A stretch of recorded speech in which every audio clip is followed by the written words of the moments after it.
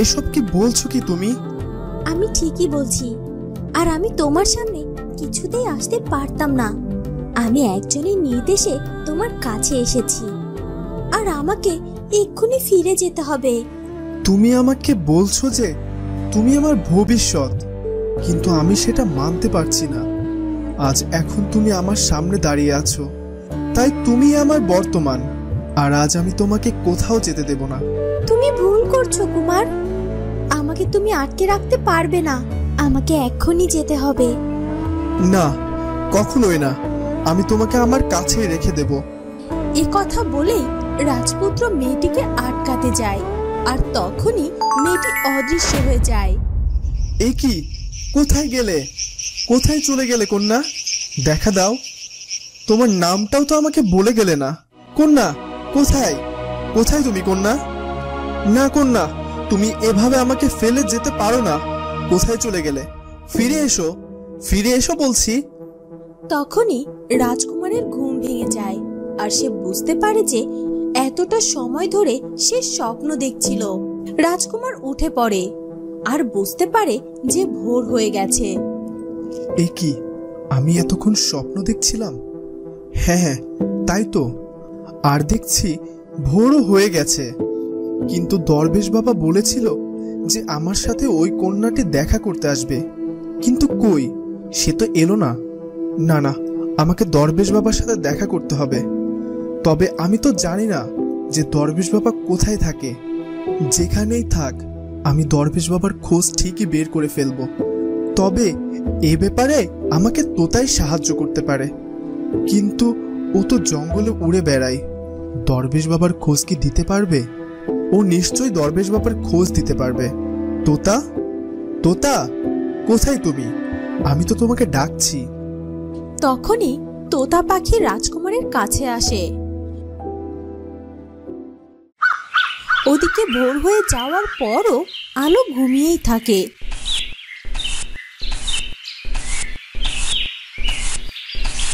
এত বেলা হয়ে গেল, মহারানী এখনো ঘুমিয়েই আছে। বাসি উঠানটাও এখনো ঝাড়ু দেওয়া হয়নি। আর একটু পরে খাওয়ার জন্য সবাই বসে থাকবে। আর ওদিকে ওই মুকুরিটা এত বেলা অব্দি ঘুমিয়েই আছে। বলি বলি আপনি কোন রাজ্যের রাজরানী যে এখনো আপনি ঘুমিয়েই চলেছেন? আলো, এই আলো, মুকুরি, তুই কি আমার কথা শুনতে পাচ্ছিস না? কোকিলার চিৎকারে আলোর ঘুম ভেঙে যায়। এই যা, আজ বোধহয় একটু বেশি দেরি করে ফেলেছি। মামি আজ আমাকে আস্ত রাখবে না।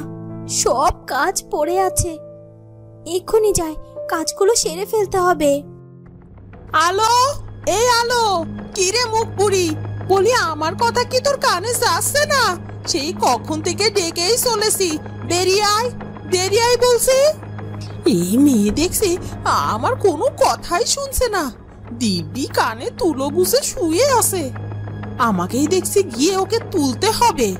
আমার হয়েছে যত জ্বালা, গান্ডে পিণ্ডে খাবে, আবার আমার কথাও শুনবে না। আলো, আমার যদি তোর কাছে যেতে হয় তাহলে আজ তোকে এই ঝাড়ু দিয়ে পিটিয়ে তোর পিঠের ছাল আমি তুলে নেব।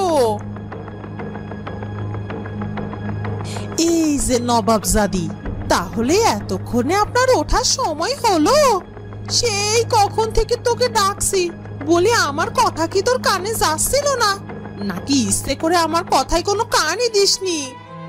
না না মামি, আসলে আসলে কাল অসুস্থ শরীরে অনেক কাজ করেছি, তাই শরীরটা খুব দুর্বল ছিল।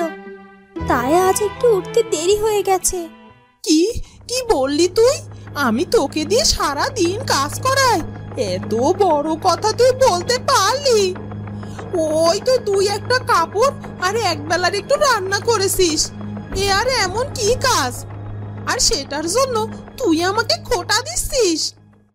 না না মামি, আমি সেটা বলিনি। ওদিকে মোরলও সকাল সকাল ঘুম থেকে উঠে পড়ে। আমার ঘুম ভাঙায়া গেল রে মোরের কোকিলে, আমার উদাসী বানাইল রে মোরের কোকিলে।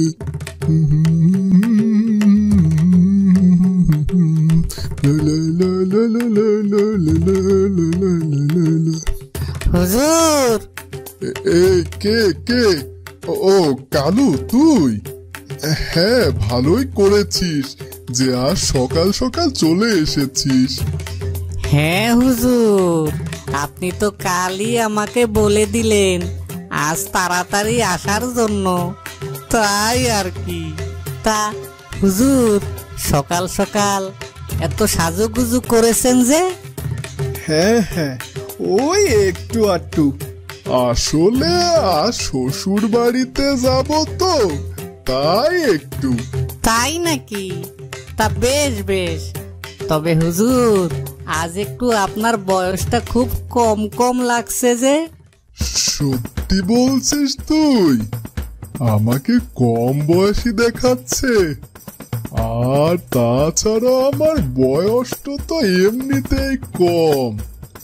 আসলে ওই চুলগুলো পেকে গিয়েছিল তো, তাই। তবে আমি ওই চুলগুলোকে কালো রং করে ফেলেছি। এখন আমাকে যে কেউ দেখলে বুঝবে যে আসলেই আমার বয়সটা কম। হুজুর, আপনি যতই চুলে রং লাগান না কেন, আপনার বয়স তো আর কম হবে না। কাক যদি ময়ূরের পেখম লাগিয়ে ঘোরে, তাহলে কাক কখনো ময়ূর হয় নাকি? কাক কাকই থাকে। কিরে কালু, তুই কি কিছু বললি? না না হুজুর, আপনাকে তো অনেক সুন্দর লাগছে। তবে হুজুর, আপনার সব শ্বশুর বাড়ি তো বেশ দূরের পথ, পায়ে হেঁটে তো আর যাওয়া যাবে না। যাই, আমি বরং গাড়ির ব্যবস্থা করি। এই দাঁড়া, তোকে গাড়ি টাড়ি আনতে যেতে হবে না। আমি যাব তো জাফরের বাড়িতে, আর ওর বাড়িতে হেঁটেই যাওয়া যায়। কিন্তু হুজুর, আপনি যে তখন বললেন আপনার শ্বশুর বাড়িতে যাবেন। আরে বোকা, আর কিছুদিন পরেই তো ওটা আমার শ্বশুর বাড়ি হবে। জাফরের ভাগ্নি তো আমার বউ হবে। ও আচ্ছা আচ্ছা হুজুর, এই কথা তো আমি ভুলেই গিয়েছিলাম। হ্যাঁ হ্যাঁ, হয়েছে হয়েছে, আর এত কথা বলে লাভ নেই। আমার শ্বাসটা ভালো হয়েছে না বল? হ্যাঁ হ্যাঁ হুজুর, খুব ভালো হয়েছে। জাফরের ভাগ্নি আপনাকে দেখলেই আপনার প্রেমে পড়ে যাবে। যা, তুই বড্ড বেশি কথা বলিস। এবার চল, আর দেরি করতে চাই না, রওনা দেই, চল। হ্যাঁ হুজুর, চলুন।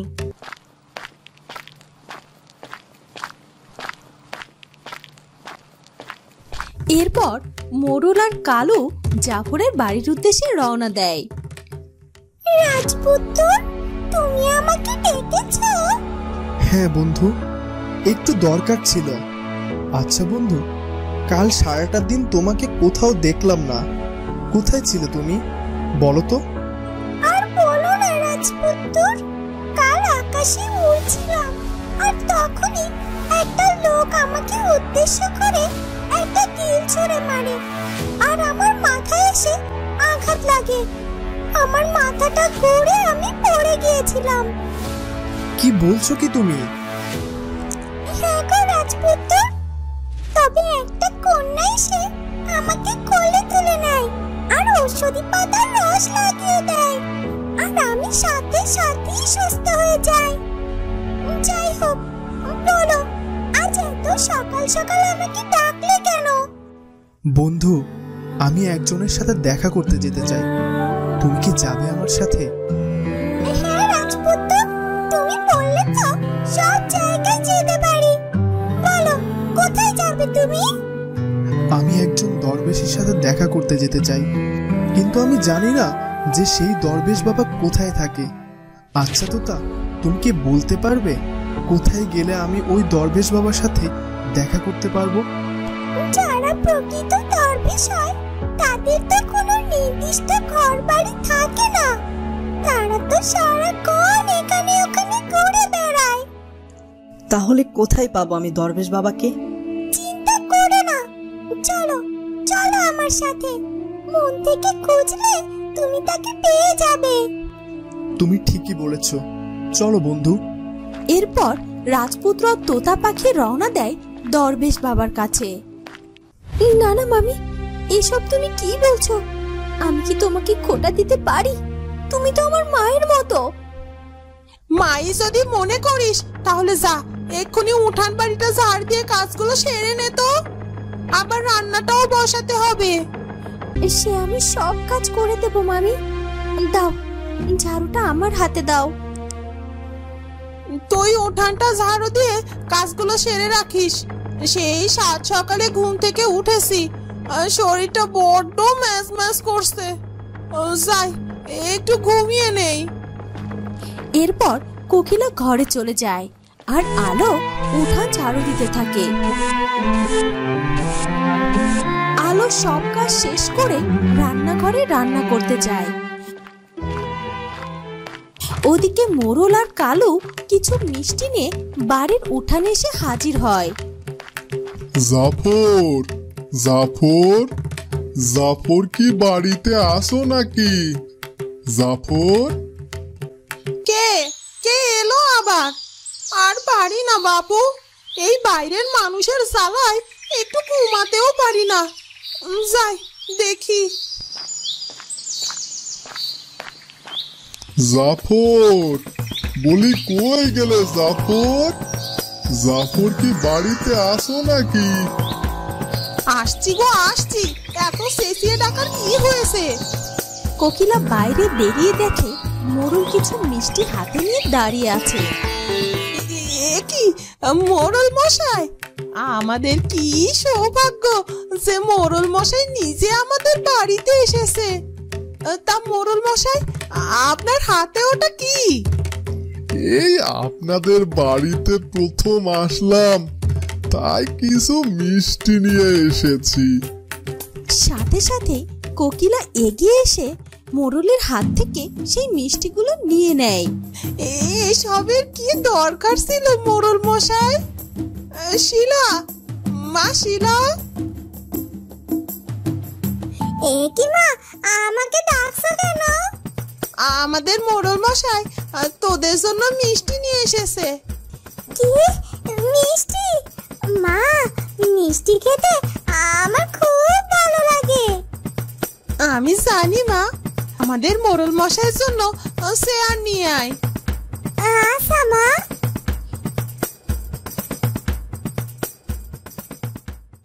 ওদিকে রাজপুত্র দরবেশ বাবাকে খুঁজতে থাকে, কিন্তু অনেক খোঁজার পরও তার দেখা পায় না। এত খুঁজলাম, তাও তো দরবেশ বাবার কোনো খোঁজই পেলাম না। আমিও তো ক্লান্ত হয়ে গেছি। ওদিকে রানীমা তোমাকে প্রাসাদে না দেখলে আবার দুশ্চিন্তা করবে। রাজপুত্র, চলো প্রাসাদে ফিরে যাই। কাল আবার এসে দরবেশ বাবাকে খুঁজবো। সূর্য আর তোতা ফিরে যেতে থাকে, আর তখনই সেখানে দরবেশ বাবা হাজির হয়। দরবেশ বাবা, এসেছেন আপনি? এবার বলুন, কোথায় গেলে আমি আমার স্বপ্নের কন্যাটিকে দেখতে পাবো? দরবেশ বাবা, আপনি বলেছিলেন যে সেই কন্যা আমার সাথে দেখা করতে আসবে, কিন্তু কই, সে তো এলো না। দরবেশ বাবা কোনো কথা না বলে চুপ করে দাঁড়িয়ে থাকে। কি হলো দরবেশ বাবা, আপনি চুপ করে দাঁড়িয়ে আছেন? আমার কথার উত্তর দিন। কেন সে সেদিন আমার সাথে দেখা করতে আসেনি? শান্ত হ তুই বাছা, শান্ত হ। কাল রাতে সত্যি কি কেউ তোর সাথে দেখা করতে আসেনি? না বাবা, আসেনি। সূর্য, তুই একটু ভেবে আমার প্রশ্নের উত্তর দে। কাল রাতে কি কোনো কন্যার সাথেই তোর দেখা হয়নি? রাজকুমার দরবেশ বাবার কথায় অনেক চিন্তায় পড়ে যায়। মোরল মশাই, আপনি দাঁড়িয়ে আছেন কেন? বসুন। হ্যাঁ হ্যাঁ, বসছি বসছি। এবার বলুন মোরল মশাই, কি মনে করে গরিবের বাড়িতে পা রেখেছেন? বলুন, আমরা আপনার কি উপকার করতে পারি? তা আপনাকে বলাই যায়। আসলে আমি এসেছিলাম জাফরের কাছে, তবে মনে হচ্ছে জাফর বাড়িতে নেই। তাহলে আমি আজ যাই, বরং পরে আবার আসবো। না মোড়ল মশাই, উনি নেই তো কি হয়েছে, আপনি বরং আমাকেই বলুন, আমি ওনাকে বলে দেব। তা আপনাকে বলাই যায়, তাহলে বিষয়টা আপনাকেই বলি। মোড়ল মশাই, আপনি আমার বাবার বয়সী, আপনি আজ্ঞে না করে তুমি করেই বলতে পারেন। বাবার বয়সী মানে? না না, আপনি এসব কি বলছেন? আপনি যতটা ভাবছেন ততটা বয়স আমার না। এই যে দেখছেন কালু, এই কালুর থেকে কিছুদিনের বড় হব, এই আর কি। এসব কি বলছেন হুজুর? আমার বাবা আমি ছোট থাকতে আপনার বাড়িতে কাজ করেছে, আর তারপর সে মারা যাওয়ার পর আমিও এত বছর ধরে কাজ করছি, আর আপনি বলছেন আপনি আমার বয়সী? আরে কালু, তুই ব্যাপারটা বুঝতে পারছিস না। আমি বলতে চাইছি, মোড়ল মশাই, হ্যাঁ হ্যাঁ বুঝতে পেরেছি আমি। জি, আপনি কি বলতে চাইছেন সেটাই বলুন আগে। ইস, কত বড় বড় রসে ভরা রসগোল্লা! আমার দেখে কেমন জিভে জল চলে আসছে। দেখি তো, একটা চেখে দেখি। আর এতগুলো মিষ্টির থেকে একটা মিষ্টি খেলে মা কিছুই বুঝতে পারবে না। এই বলে শিলা একটা মিষ্টি তুলে খেয়ে নেয়। আহ, কি স্বাদের মিষ্টি! একটা খেয়ে যেন মন ভরলো না। আমি বরং আর একটা খাই। এরপর শিলা আরো একটা মিষ্টি খেয়ে নেয়। আহা, এত স্বাদের মিষ্টি আমি এর আগে কখনোই খাইনি। আমি বরং আরো একটা মিষ্টি খেয়ে নেই, এটাই শেষ, আর খাবো না। এই বলে শিলা আরো একটা মিষ্টি খায়, আর এভাবেই একটা একটা করে সে একসময় সব মিষ্টি খেয়ে ফেলে। এই যা, সব মিষ্টি তো খেয়ে ফেললাম। এখন মা যদি আমাকে বকা দেয়, আর আমার বোন নীলাটাও তো খুব মিষ্টি পছন্দ করে, ওকেও তো একটা দিলাম না। হ্যাঁ হ্যাঁ দরবেশ বাবা, কাল রাতে আমি ঘুমিয়ে পড়ার পর একটা স্বপ্ন দেখতে পাই, আর সেই স্বপ্নের ভেতর সেই কন্যা এসেছিল, আমার সাথে অনেক কথা বলল, আর সে আমার কথা না শুনে হঠাৎ করে কোথাও যেন উধাও হয়ে গেল। কিন্তু সে তো আমার স্বপ্ন ছিল, কিন্তু বাস্তবে তো সে এলো না আমার সামনে। সূর্য, তুমি যাকে খুঁজে বেড়াচ্ছ সে তোমার স্বপ্ন। কি বলছেন? কি স্বপ্ন? হ্যাঁ বাবা। তাহলে কি আমি কখনো তাকে বাস্তবে পাবো না?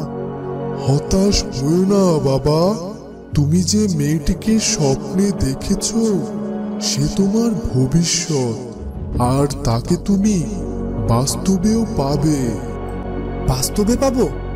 তাহলে বলুন, কোথায় গেলে আমি সেই মেয়েটিকে খুঁজে পাবো? অপেক্ষা করো, দেখবে সময় তোমাকে সেই মেয়ের কাছে নিয়ে যাবে। মহারাজ দেখুন, আজও সূর্য তার ঘরে নেই। হ্যাঁ হ্যাঁ, তাই তো। কিন্তু এরকম প্রায় কাউকে কিছু না বলে কোথায় চলে যায় রাজকুমার? মহারাজ, ব্যাপারটা কিন্তু আমার একদম ভালো লাগছে না। সূর্যের মন আর এই প্রাসাদের মধ্যে নেই, ও বাইরে বাইরে ছুটে বেড়াচ্ছে। আমার ব্যাপারটা একদম সুবিধের মনে হচ্ছে না। রানী, আমার মনে হয় এখন সূর্যের বিয়েটা তাড়াতাড়ি দিতে হবে, আর তাহলেই দেখবে ও একদম ঠিক হয়ে গেছে। তাহলে আর দেরি করছেন কেন? পাশের রাজ্যের রাজা আমার বন্ধু বিক্রমের একমাত্র কন্যা সোহিনী, খুব সুন্দর দেখতে। ওর সাথেই আমার পুত্র সূর্যের বিবাহ ঠিক করা হয়েছে। আমি আর দেরি করতে চাই না, এবার বিয়ের দিনটা পাকা করে ফেলতে চাই। তাহলে তাই করুন মহারাজ।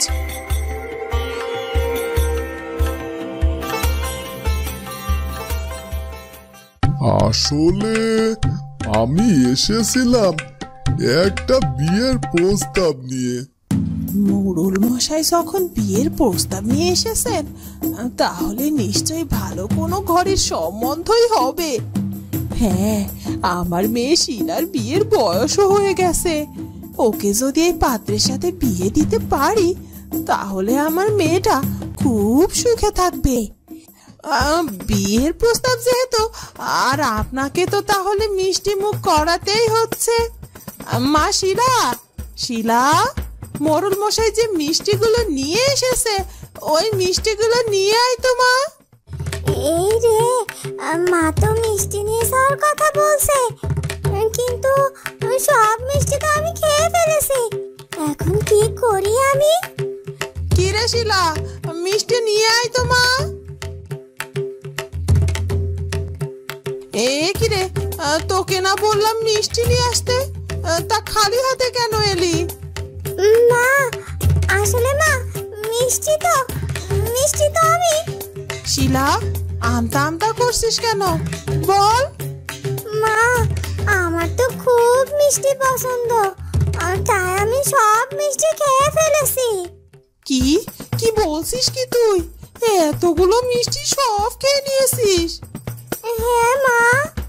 আহ, থাক না, আমার মিষ্টি খাওয়া লাগবে না। আসলে আমি এসেছি ওই আলোর বিয়ের প্রস্তাব নিয়ে। কি বলছেন কি? ওই আলোকে আপনি কখনো দেখেছেন? ওর যা সিঁড়ি, তাতে করে তো বোনের বাঘও ওকে বিয়ে করতে রাজি হবে না।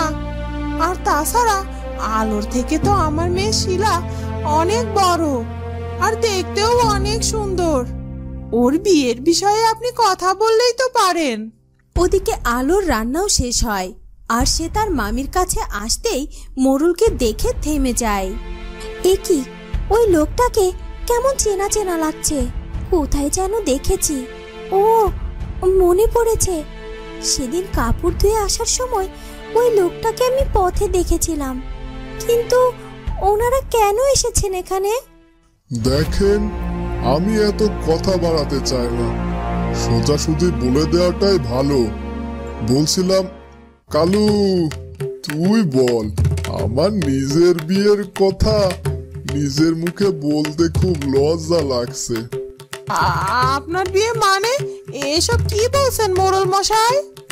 হ্যাঁ, আসলে আমাদের মোড়ল মশাইয়ের অনেক সম্পত্তি, আর ওনার একটা স্ত্রীও বেঁচে নেই।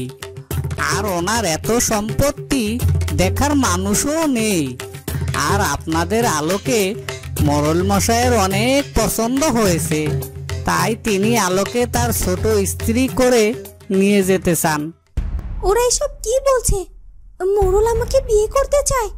মামি যদি রাজি হয়ে যায় এই বিয়েতে, তাহলে তাহলে কি হবে?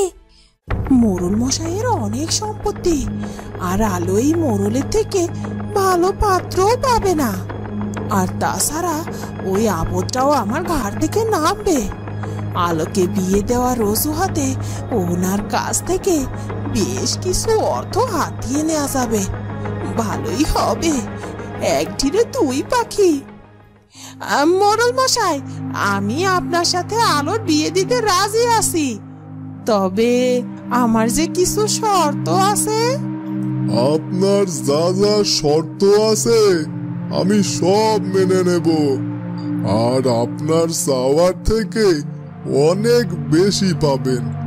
আপনি আজ ভাবুন, কাল আপনি আমাকে সবটা জানিয়ে দেবেন।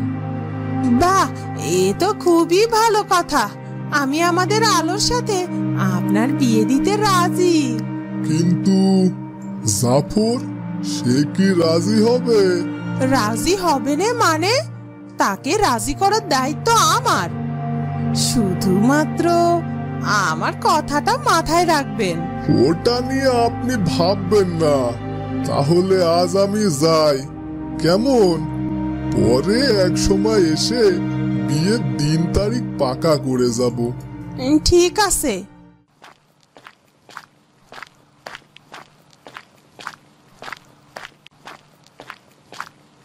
এ কি করলো মামি? ওই বুড়ো লোকটার সাথে আমার বিয়ে ঠিক করে ফেললো। এই কথা বলে আলো কাঁদতে কাঁদতে বাড়ি থেকে বের হয়ে যায়।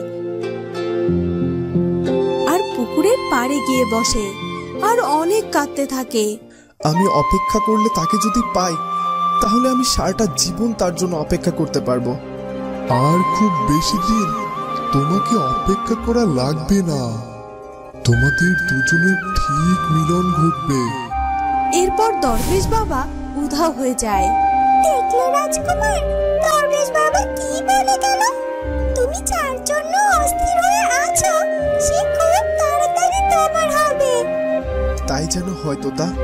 হ্যাঁ রাজকুমার, এবার চলো, প্রাসাদে ফিরে যেতে হবে। মহারাজ মহারানী তোমার জন্য এতক্ষণ চিন্তা করছে। হ্যাঁ চলো। মামি কি করে পারলো ওই মোড়লের সাথে আমার বিয়ে ঠিক করতে? আর যদি আমি ওনার নিজের মেয়ে হতাম তাহলে কি সে এটা করতে পারতো? হ্যাঁ হ্যাঁ, এমনিতেই আমি মামা মামির কাছে আছি দেখে মামি আমাকে অনেক গালমন্দ করে। আর যদি বাবা মা বেঁচে থাকতো তাহলে কখনো ওই মোড়লের সাথে আমার বিয়ে হতে দিত না। বাবা মা, তোমরা আমাকে কেন একা রেখে চলে গেলে? তবে ওই মোড়লের সাথে বিয়ে হওয়ার আগে আমি আমার নিজের জীবন শেষ করে দেব। হ্যাঁ হ্যাঁ, এই পুকুরে ডুবে মরবো আমি এক্ষুনি।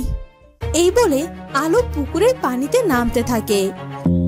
মামা, আমি জানি আমি না থাকলে তুমি অনেক কষ্ট পাবে। আমাকে তুমি মাফ করে দিও। তোমার সাথে যে আমার আর দেখা হবে না। এ কথা বলে আলো পানিতে নামতে থাকে। আর তখনই একটি পাখি উড়ে এসে আলোর সামনে দাঁড়ায় আর আলোর সামনে ঘোরাঘুরি করতে থাকে। এই কি, এই পাখিটা আমার সামনে এমন ঘোরাঘুরি করছে কেন? যা যা পাখি, সরে যা। আলো বারবার পাখিটাকে সরিয়ে দিতে থাকে, কিন্তু পাখিটা তবুও কোথাও যায় না। এ কি, এই পাখিটাকে তাড়িয়ে দিচ্ছি, তাও তো এই পাখি কোথাও যাচ্ছে না। এই পাখি, যা, আমার পথ ছাড়। কেন আমার পথ আটকাচ্ছিস? সরে যা বলছি। কি হলো? তুই আমার কোনো কথাই শুনছিস না কেন? যা যা বলছি। না না, আমি কিছুতেই তোমার পথ ছাড়বো না। দেখো, আমি তোমাকে আবারও বলছি, তুমি দয়া করে আমার পথ ছেড়ে দাও। না, আমি কিছুতেই তোমার পথ ছাড়বো না, কারণ তুমি যে কাজটা করতে যাচ্ছ সেটা ভুল। আর আমি কিছুতেই তোমাকে এত বড় ভুল করতে দেব না। দেখো, তুমি আমাকে আটকিও না। আমি জানি যেটা করতে যাচ্ছি আমি সেটা ঠিক নয়, কিন্তু আমার যে আর কোনো পথ নেই। আমি যে বাধ্য হয়ে এই পথ বেছে নিয়েছি।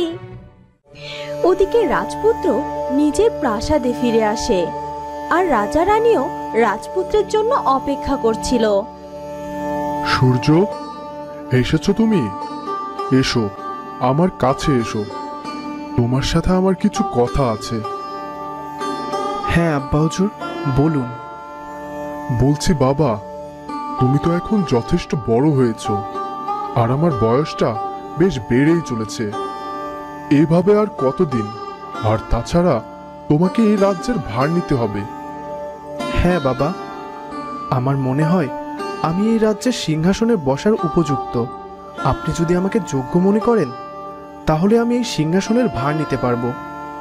বাবা, তোমার সম্মতি পেয়ে আমি খুশি হলাম। তবে বাবা, আমি চাই তুমি সিংহাসনে অধিষ্ঠিত হওয়ার আগে বিবাহ বন্ধনে আবদ্ধ হও।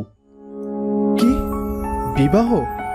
না না আব্বা হুজুর, আমি বিবাহ করতে পারবো না। কি, বিবাহ করতে পারবে না? কিন্তু কেন? তোমার তো বিবাহের বয়সও হয়ে গেছে। আর তাছাড়া আমরা চাই আমাদের রাজপরিবারে আমাদের পুত্রবধূ আসুক। আসলে আম্মি জান, এই মুহূর্তে আমি বিবাহ করতে চাইছি না, আর বিবাহের জন্য প্রস্তুত নই। এটা নিয়ে আমি পরে ভাবতে চাইছি। কিন্তু সূর্য, আমি তো রূপনগর রাজ্যের রাজা আমার বন্ধু বিক্রমকে কথা দিয়েছি যে তার একমাত্র কন্যা সোহিনীর সাথে তোমার বিবাহ দেব। আব্বা হুজুর, আমাকে মাফ করবেন। আজ পর্যন্ত আমি আপনার কোনো কথার অবাধ্য হইনি। তবে আজ আপনার কথা আমি রাখতে পারবো না। আমাকে মাফ করে দেবেন। আমি যাই, বাইরে থেকে এসেছি, আমার শরীরটা খুব ক্লান্ত লাগছে। এ কথা বলে রাজপুত্র তার নিজের কক্ষে চলে যায়। রাজা আর রানী সূর্যের এরকম ব্যবহারে অনেক অবাক হয়ে যায়।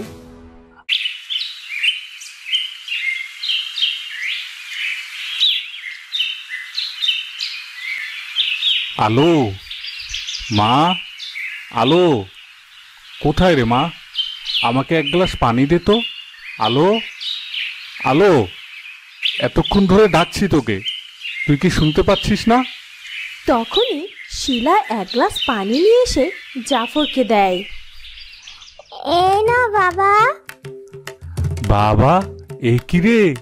তা সূর্য আজ কোন দিক দিয়ে উঠলো শুনি? বাবা, সূর্য রোজ যেদিক দিয়ে ওঠে আজও সেদিক দিয়ে উঠেছে। কেন বাবা? না মানে, তুই তো নিজে এক গ্লাস পানিও ভরে খাস না, তা আজ আমার জন্য পানি নিয়ে এলি, এই আর কি। আমার মেয়েটাকে কখনো কি কাছে ভিড়তে দাও তুমি? সারাক্ষণ শুধু নিজের ভাগ্নিটাকে নিয়ে আদিক্ষেত করেই যাও। আহ, এসব কি বলছো কি কোকিলা? না না, আসলে আমি বলতে চাইছিলাম, তা ভাগ্নিকে তো এত ভালোবাসো, আর আমাদের আলোটাও বেশ বড় হয়েছে, তা কখনো কি ভাগ্নির বিয়ে নিয়ে কিছু ভেবেছো? এসব কি বলছো কি কোকিলা?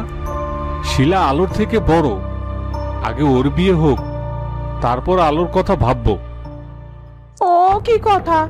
আমরা যদি আলোকে বিয়ে না দিয়ে শিলার বিয়ে দিয়ে দেই, তাহলে সবাই ভাববে আলোর বাবা মা নেই দেখে আমরা আলোর কথা না ভেবেই আমাদের নিজের মেয়ের কথা ভাবছি।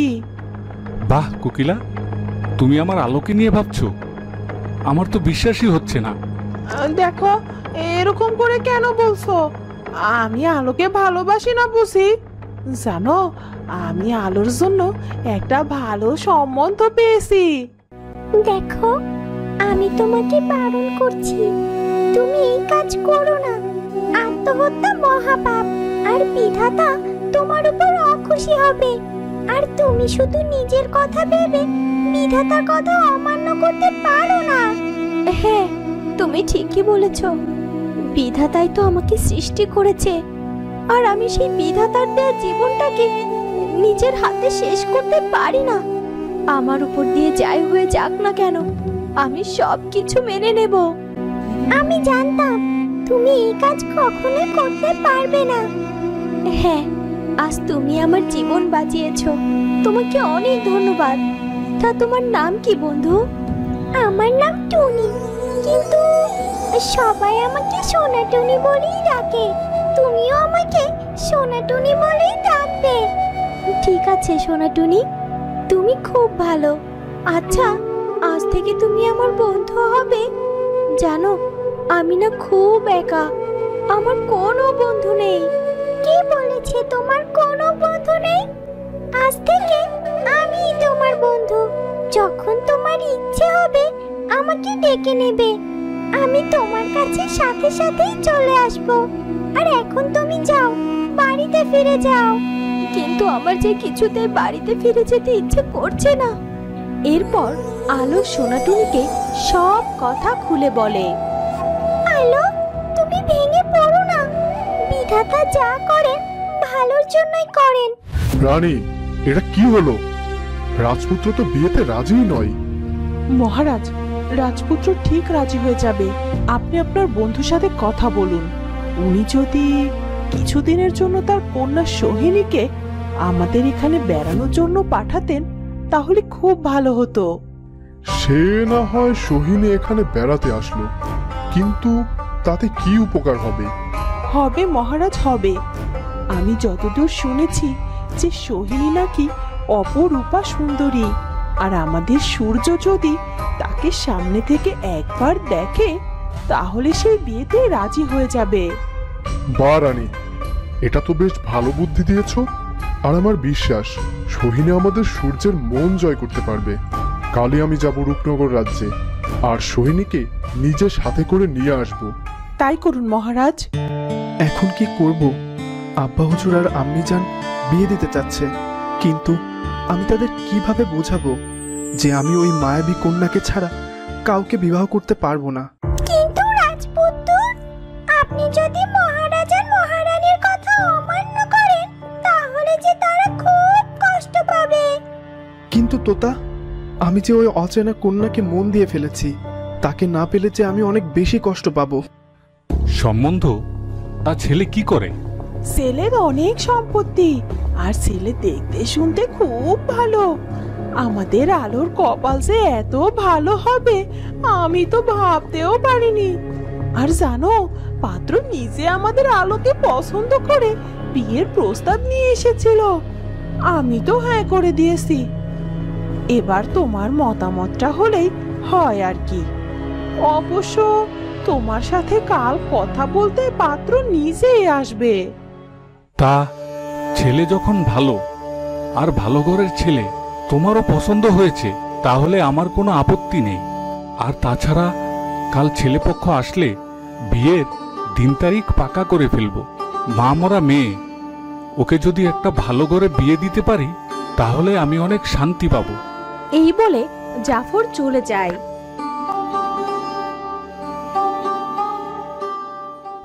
মা, ও মা, মা, বাবা তো মোড়লের সাথে আলোর বিয়ে দিতে রাজি হয়ে গেল। হবে না মানে? তোর বাবা যদি রাজি নাও হতো, আমি যে করে হোক তাকে রাজি করিয়ে ছাড়তুম। ওদিকে আলোর মামি মোড়লের বাড়িতে যায়। মোড়ল মশাই, মোড়ল মশাই, বাড়িতে আছেন নাকি? এ কি মামি যে এত সকাল সকাল?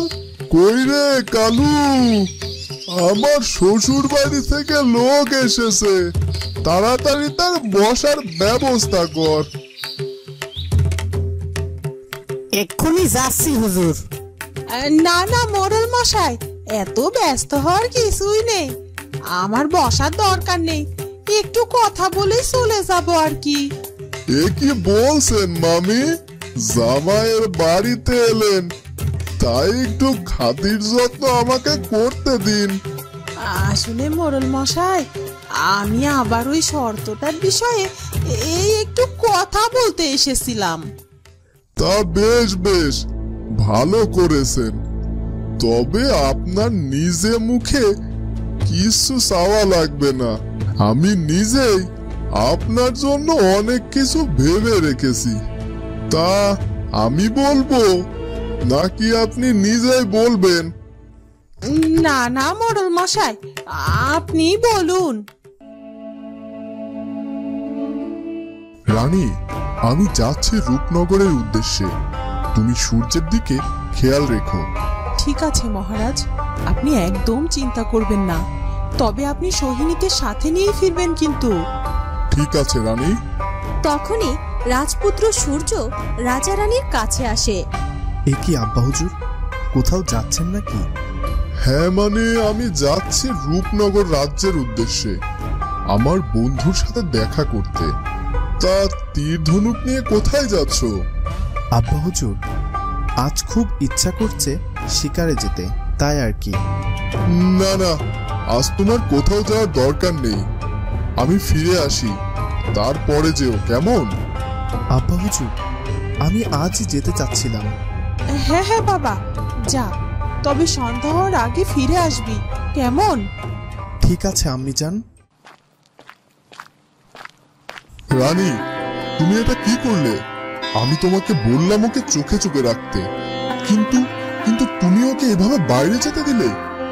মহারাজ, আমরা যদি ওকে এখন আটকে দিতাম তাহলে ওর মন খারাপ হয়ে যেত।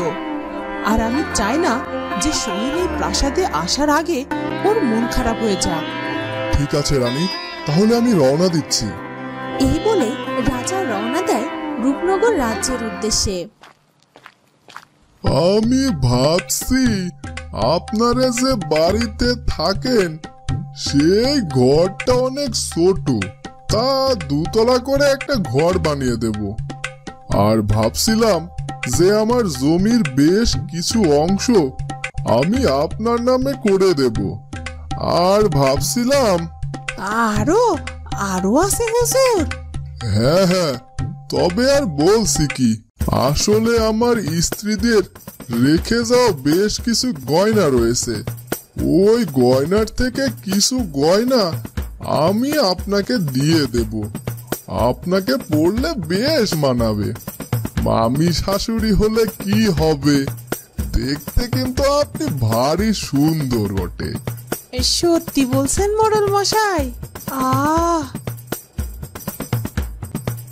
তাহলে আমি আলোর সাথে আপনার বিয়েটা আর দেরি করতে চাই না। শুভ কাজ যত তাড়াতাড়ি সম্ভব করে ফেলাই ভালো। আরো আছে। আরো আছে? তা কি আছে মোড়ল মশাই? এত কিছু দিচ্ছি, তার সাথে কিছু নগদ টাকা না দিলে কি চলে? আমি আপনার জন্য বেশ কিছু টাকার ব্যবস্থা করেছি। কি বলছেন কি এসব? টাকা? আমি যদি নিজে থেকে মোড়লের কাছে কিছু চাইতাম তাহলে তো ঠকে যেতাম। ভালো হয়েছে না চাইতেই এত বেশি পেয়ে গিয়েছি। এবার সারাটা জীবন ধরে আমি পায়ের উপর পা তুলে খাবো। ভাবতেই কেমন ভালো লাগছে আমার। তাহলে মোড়ল মশাই, আমি আর কথা বাড়াতে চাই না। আপনি বরং আজ সন্ধেয় আমার বাড়িতে যাবেন। তখন শিলার বাবা বাড়িতেই থাকে। আর 2-1 দিনের মধ্যেই বিয়েটা আমি সেরে ফেলতে চাই। ঠিক আছে, আমি তো যাওয়ার জন্য বসেই আছি, শুধুমাত্র আপনাদের অনুমতি পেলেই হয়। আমি তো অনেক আগেই অনুমতি দিয়েছি, এবার শুধু আলোর মামার অনুমতিটা চাই। ঠিক আছে বাবাজি, তাহলে আমি এখন যাই। কেমন? সন্ধ্যায় আবার দেখা হবে। ঠিক আছে মামি।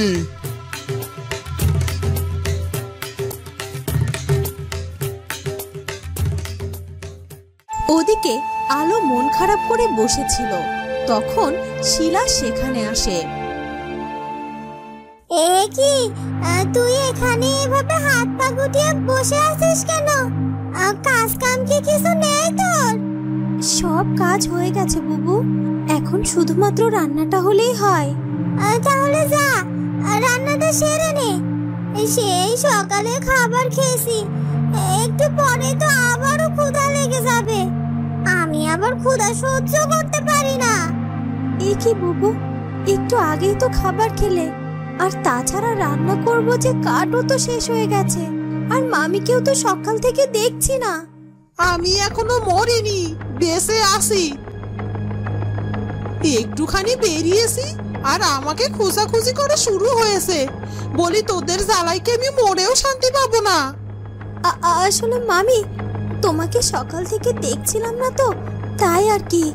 মা জানো, তুমি নেই আর এই সুযোগে এই আলোটা রান্না বান্না না করে পায়ের উপর পা তুলে বসে আছে। আর একটু পরে তো আমার ক্ষুধা লেগে যাবে, তখন আমি কি খাবো?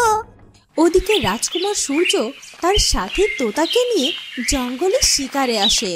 বেশ অনেকটা সময় ধরে তারা শিকার খুঁজতে থাকে, কিন্তু একটা শিকারও সে পায় না। অনেকদিন পর আর শিকারে বেরিয়েছি, বেশ ভালোই লাগছে, কিন্তু শিকার করার মতো কোনো পশুই তো চোখে বাজছে না। রাজপুত্র, তোমাকে দেখে হয়তো সবাই লোকে আছে, তুমি হয়তো আজ কারোর দেখা পাবে না। চলো, অযথা সময় নষ্ট করে লাভ নেই। সেই কখন থেকে ঘুরেও একটা শিকারও পেলে না। দেখি আর কিছুক্ষণ, তারপর না হয় ফিরে যাব।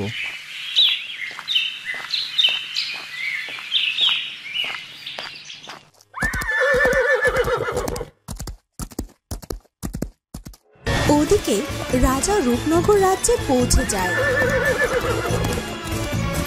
রাজাকে দেখে তার বন্ধু রাজা বিক্রম অনেক খুশি হয়। বন্ধু, তাই এতদিন পর আমার কথা মনে পড়লো? এখন তো রূপনগরী আসোই না। বন্ধু, আর বলো না, রাজ্যের কাজ সামলিয়ে আর আসার সময়ই পাই না। তবে তুমি তো যেতে পারো পলাশপুরে। এবার থেকে যাব, কারণ আর কিছুদিন পর আমরা দুজনেই বন্ধু থেকে বিদায় হয়ে যাব, আর মেয়ের শ্বশুরবাড়িতে যাওয়াই লাগবে। তা তো লাগবেই। তা আমার ভাবি পুত্রবধূ কোথায়? তাকে তো দেখছি না। সোহিনী অন্দরমহলেই আছে, দাঁড়াও, আমি এক্ষুনি ওকে ডেকে দিচ্ছি। কিরে আলো, সত্যি কি তুই এখনো রান্না করিসনি?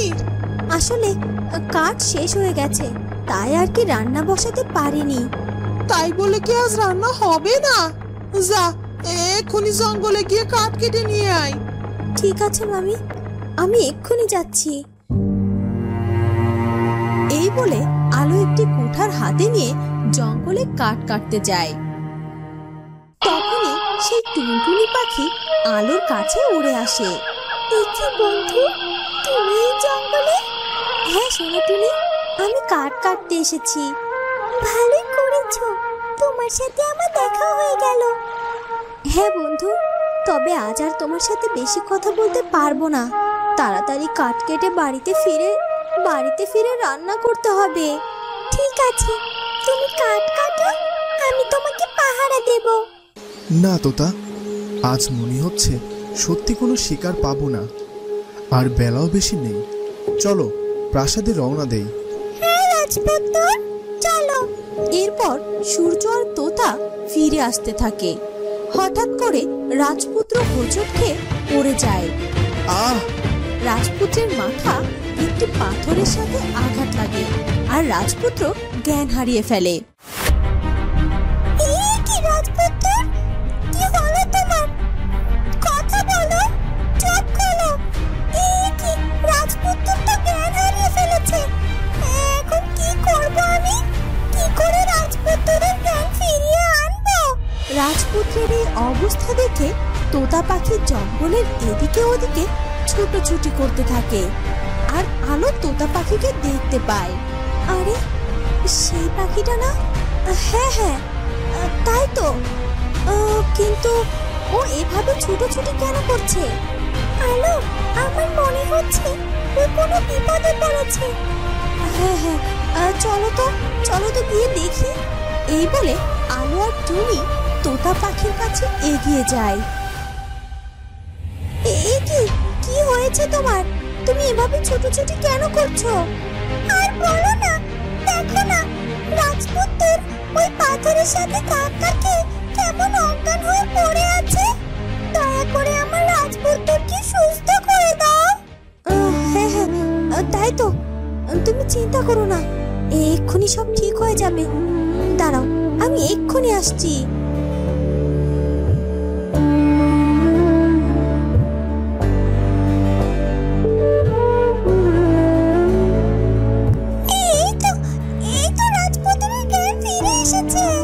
রাজপুত্রের জ্ঞান ফিরে আসতেই সে আলোর মুখের দিকে অবাক দৃষ্টিতে তাকিয়ে থাকে। এই কি, কে এই মেয়ে? এই মেয়েকে আমার এত চেনা চেনা লাগছে কেন? মনে হচ্ছে ওকে কোথায় যেন দেখেছি। সেই চোখ, সেই ঠোঁট, সেই চাহনি, সেই মুখ, কিন্তু কোথায় দেখেছি তাকে? এ কি, আপনি আমার দিকে এভাবে তাকিয়ে আছেন কেন? আর আপনি তো এখন সুস্থ হয়ে গেছেন, উঠে পড়ুন। হ্যাঁ। রাজপুত্র উঠে দাঁড়ায়, আর আলো উঠে দাঁড়ায়।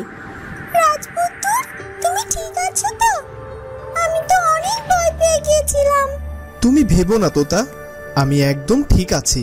এই বলে সে আবারও আলোর দিকে তাকিয়েই থাকে।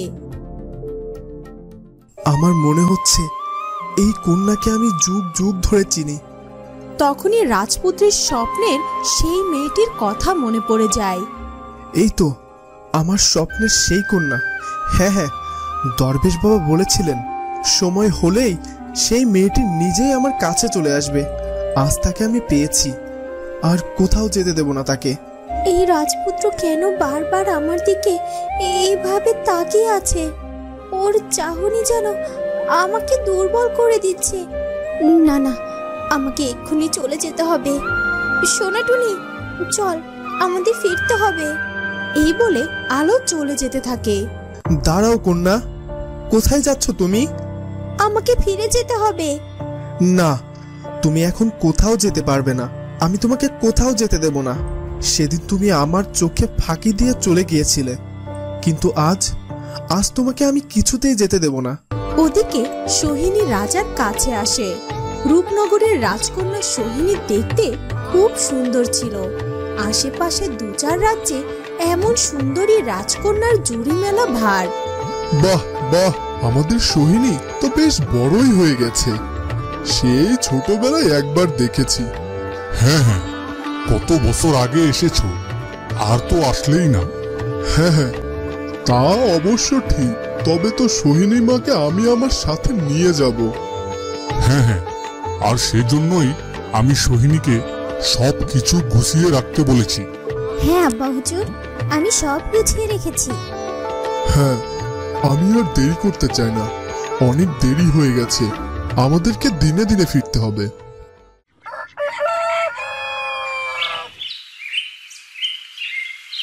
মা, ও মা, আমাকে খেতে দাও, আমার খুব ক্ষুধা পেয়েছে। এখনো রান্না হয়নি? এ কি বলছো মা? আর রান্না হয়নি মানে? তাহলে আমি এখন খাবো কি?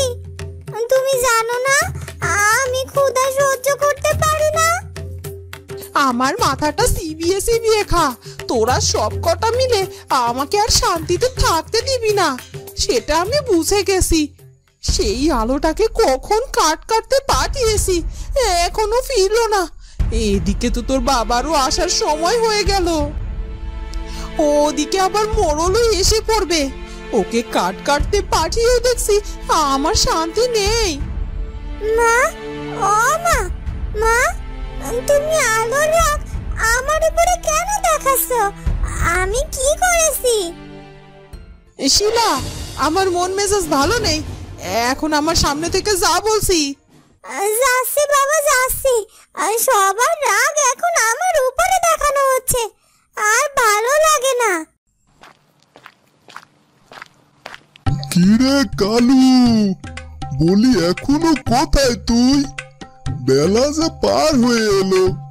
আজ আমার বিয়ের দিন পাকা করা হবে। আজ আর দেরি করিস না। এই তো হুজুর, আমি চলে এসেছি। কিরে, বিয়ে তো আমার, তা তুই এত সাজুগুজু করেছিস কেন? হুজুর, আপনি তো জানেন আমার এখনো বিয়ে করার সুযোগ হয়নি। আপনার মতো কপাল তো আর আমার না। আপনি তো 6টা বিয়ে করেছেন, আর এটা করলে আপনার 7টা বিয়ে পূর্ণ হবে। আমার অতগুলো দরকার নেই, একটা হলেই হবে। তা সে পরে দেখা যাবে, কিন্তু আজ এত সেজেছিস কেন? হুজুর, আপনার বিয়ের সাথে সাথে যদি আমার একটা হিললে হয়, এই আর কি। হয়েছে হয়েছে, যেই না চেহারা তার আবার এত সাজগোজ। নে চল, আর বাসি না। এরপর মোড়ল আর কালু আলোদের বাড়ির উদ্দেশ্যে রওনা দেয়। রাজকুমার, এসব আপনি কি বলছেন? আমি তো এর আগে কখনো আপনাকে দেখিনি। দেখো রাজকন্যা, তুমি নিজেকে এভাবে লুকিয়ে রেখো না। তুমি দয়া করে আমার কাছে ধরা দাও। রাজকন্যা, এসব কি বলছেন কি আপনি? আমি কোনো রাজকন্যা নই। আমি তো সাধারণ একজন কন্যা। আর আপনি আপনি আমাকে যেতে দিন। আমাকে কাঠ কেটে নিয়ে তাড়াতাড়ি ফিরতে হবে। এইসব তুমি কি বলছো কি? তুমি আমাকে কিছুতেই বোঝাতে পারবে না। আমি তোমাকে ঠিকই চিনেছি। তুমি আমার সাথে বারবার লুকোচুরি করতে পারো না। রাজপুত্র, এসব বাজে কথা বন্ধ করুন। না আমি কখনো আপনার সামনে এসেছি, না আপনি কখনো আমাকে দেখেছেন। তাই বলছি, দয়া করে আমার পথটা আটকাবেন না। সোনাটুনি, চল চল, আমাদেরকে এক্ষুনি এই মুহূর্তে এখান থেকে চলে যেতে হবে। এই বলে আলো আর টুনি চলে যায়। দাঁড়াও কন্যা, যেও না, যেও না বলছি। বারবার তুমি কেন আমাকে ছেড়ে চলে যাচ্ছ? যেও না, যেও না বলছি। এই বলে রাজপুত্র এগিয়ে যেতে থাকে, আর তখনই তোতা পাখি রাজপুত্রের সামনে আসে। দাঁড়াও রাজপুত্র, কেন এরকম পাগলামি করছো তুমি? আর কিছুক্ষণের মধ্যেই তো মহারাজ সোহিনীকে নিয়ে চলে আসবে, কিন্তু সূর্য ও তো এখনো ফিরলো না। মহারাজ এসে যদি রাজকুমারকে দেখতে না পায় তাহলে তো অনেক রেগে যাবে। রানীমা, আপনি একদম চিন্তা করবেন না, দেখবেন রাজপুত্র এক্ষুনি ফিরে আসবে। হ্যাঁ হ্যাঁ, তাই যেন হয়। যা, আজ একটু প্রাসাদটাকে সুন্দর করে সুসজ্জিত কর। কেন রানীমা, আজ কে আসবে আমাদের প্রাসাদে? আজ আমার ভাবি পুত্রবধূ রূপনগরের রাজকন্যা সোহিনী আসবে, তাই একটু প্রাসাদটাকে সুন্দর করে সাজাতে হবে। কি বলছেন কি রানীমা? রূপনগরের রাজকন্যা? শুনেছি সে নাকি অনেক সুন্দরী। হ্যাঁ হ্যাঁ, দেখবি আমার সূর্য সোহিনীকে দেখে অনেক পছন্দ করবে। ঠিক আছে রানীমা, তাহলে আমি যাই, তাড়াতাড়ি করে সব কাজ শেষ করে ফেলি। ওদিকে মোড়ল কালুকে নিয়ে আলোদের বাড়িতে এসে পৌঁছে যায়। মা, মা, মোড়ল মশাই চলে এসেছেন, কিন্তু আলো তো এখনো ফিরে এলো না। হ্যাঁ রে মা, তাই তো দেখছি। আর মোড়ল মশাই যদি দেখে যে আমরা আলোকে দিয়ে কাঠ কাটিয়েছি, তাহলে যদি আমাদের উপরে রেগে যায়। শত হলেও তো উনি আলোকে পছন্দ করেন। তাহলে মা এখন কি করবে? শোন শিলা, তুই একটু এগিয়ে যা মা। আলোকে দেখতে পেলেই ওর হাত থেকে কাঠগুলো নিয়ে নিবি, আর পেছন দিকটা দিয়ে ঘরের ভেতরে যাবি। ঠিক আছে মা।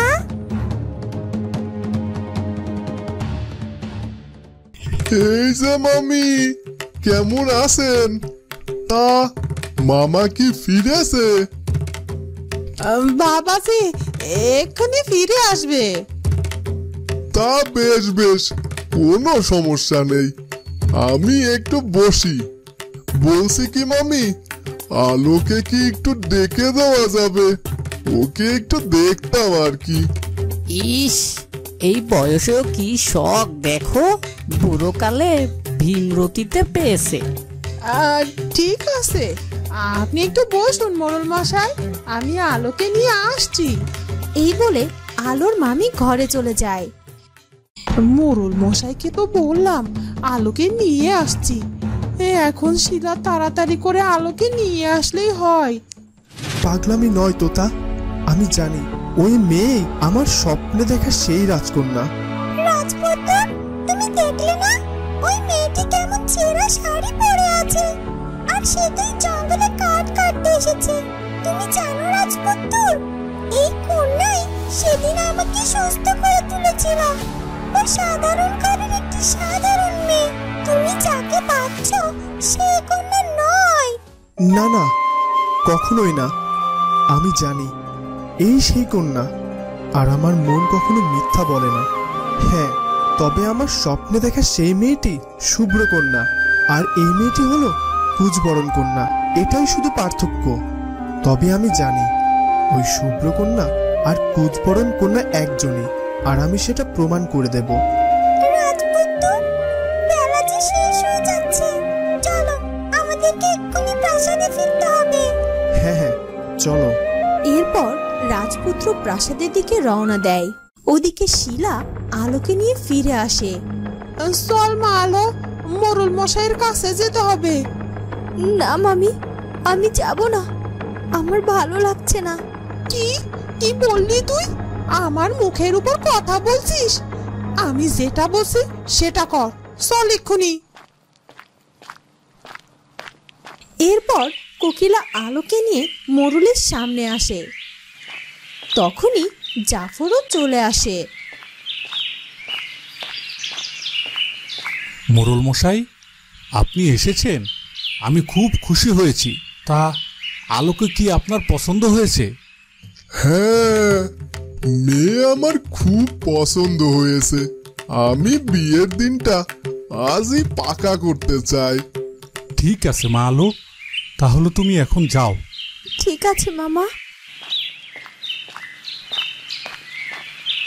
আমি বলছিলাম না মোড়ল মশাই, আলোর মামা অবশ্যই রাজি হবে, সে কখনোই আপত্তি করবে না। মোড়ল মশাই যখন নিজেই বিয়ের প্রস্তাব দিয়ে এসেছে, আমি কি আর না করতে পারি? আলো আড়াল থেকে সব কথা শুনতে থাকে আর অনেক কাঁদতে থাকে। ওদিকে রাজপুত্রও প্রাসাদে ফিরে দেখে যে তার কক্ষে সুন্দরী রাজকন্যা দাঁড়িয়ে আছে। এ কি? কে কে তুমি? আমার কক্ষে কি করছো? আমি রূপনগর রাজ্যের রাজকন্যা সোহিনী। রূপনগর রাজ্যের রাজকন্যা সোহিনী? আচ্ছা, তা বেশ বেশ। কখন এলেন আমাদের প্রাসাদে? কেন, আপনি জানেন না যে আজ আমি আসবো এই প্রাসাদে? না, কেউ তো আমাকে বলেনি।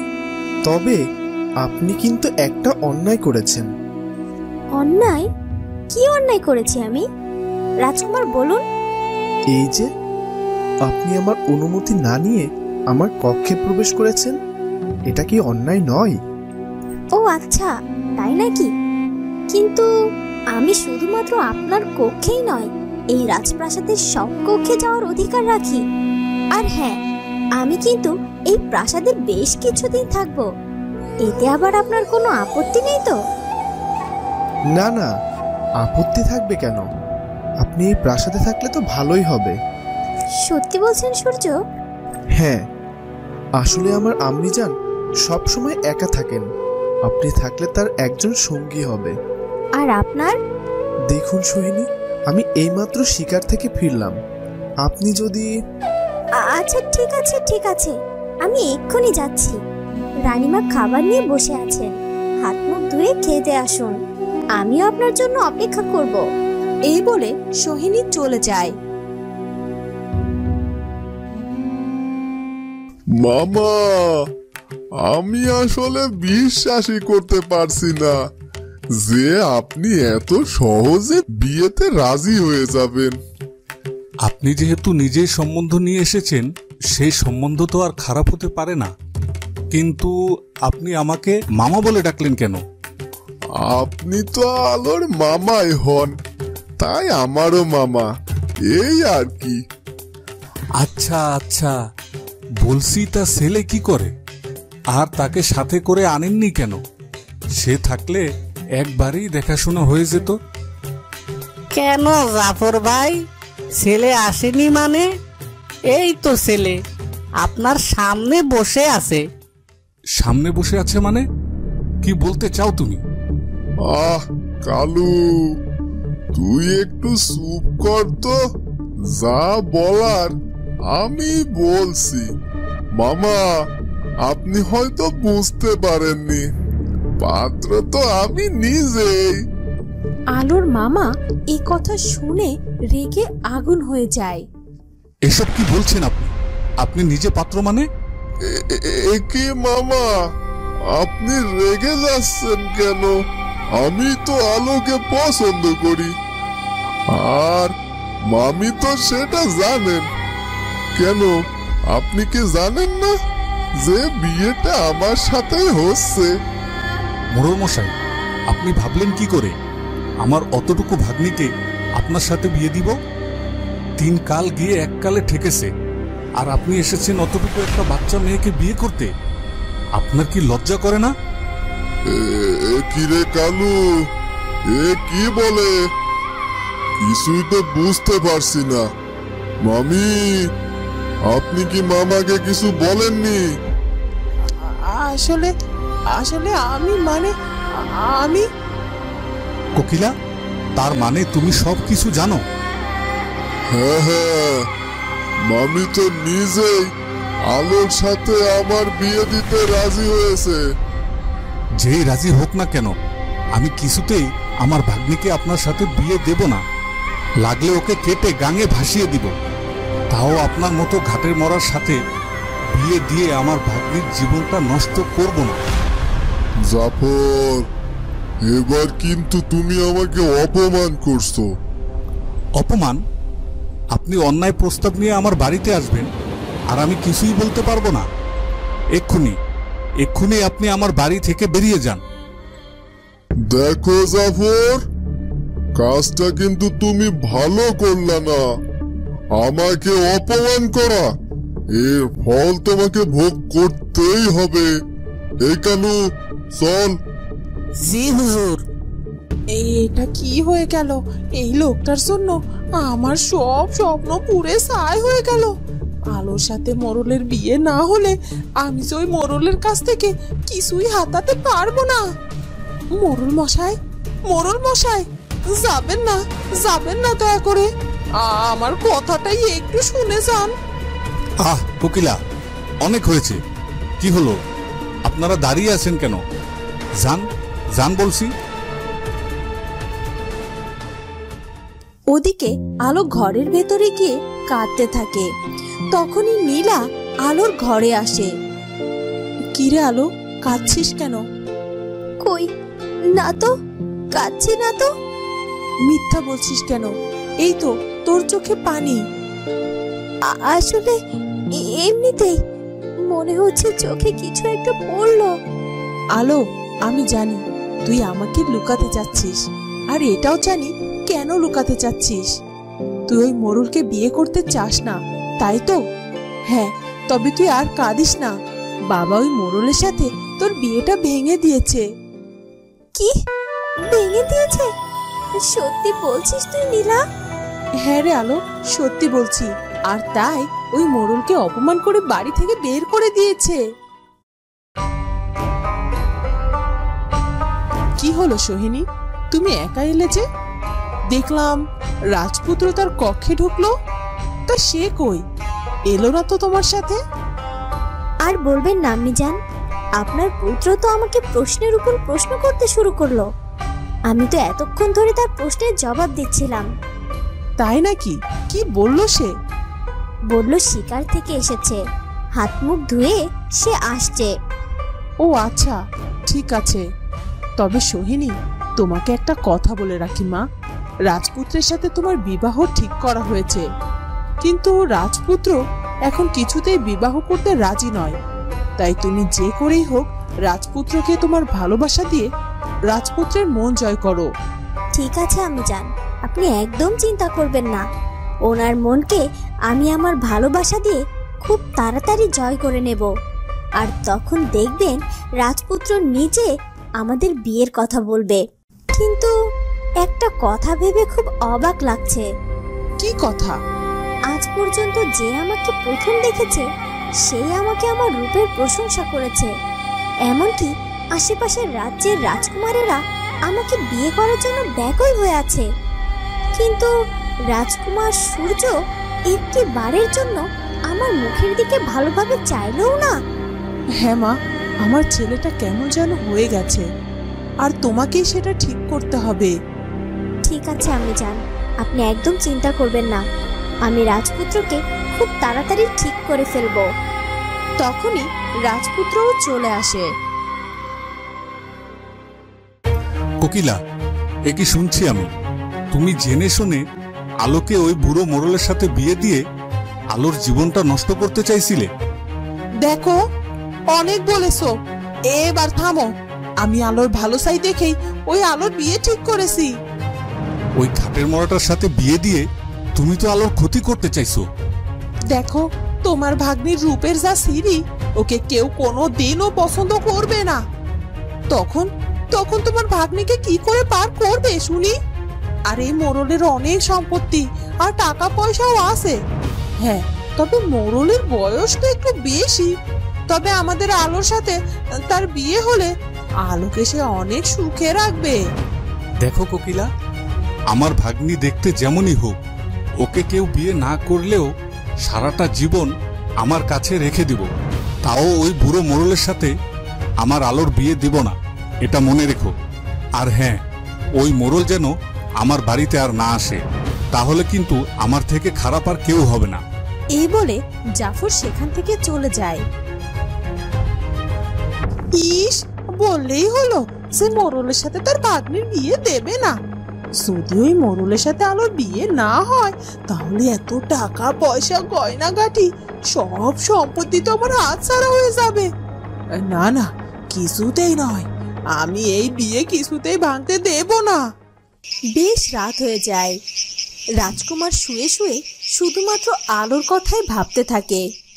ওই কন্যাটির মুখটা যেন আমি কিছুতেই ভুলতে পারছি না। ওর মায়াবী চোখের চাহনি যেন আমাকে বারবার টানছে। মনে হচ্ছে এক্ষুনি আমি ওর কাছে চলে যাই, কিন্তু কি করে যাব আমি ওর কাছে?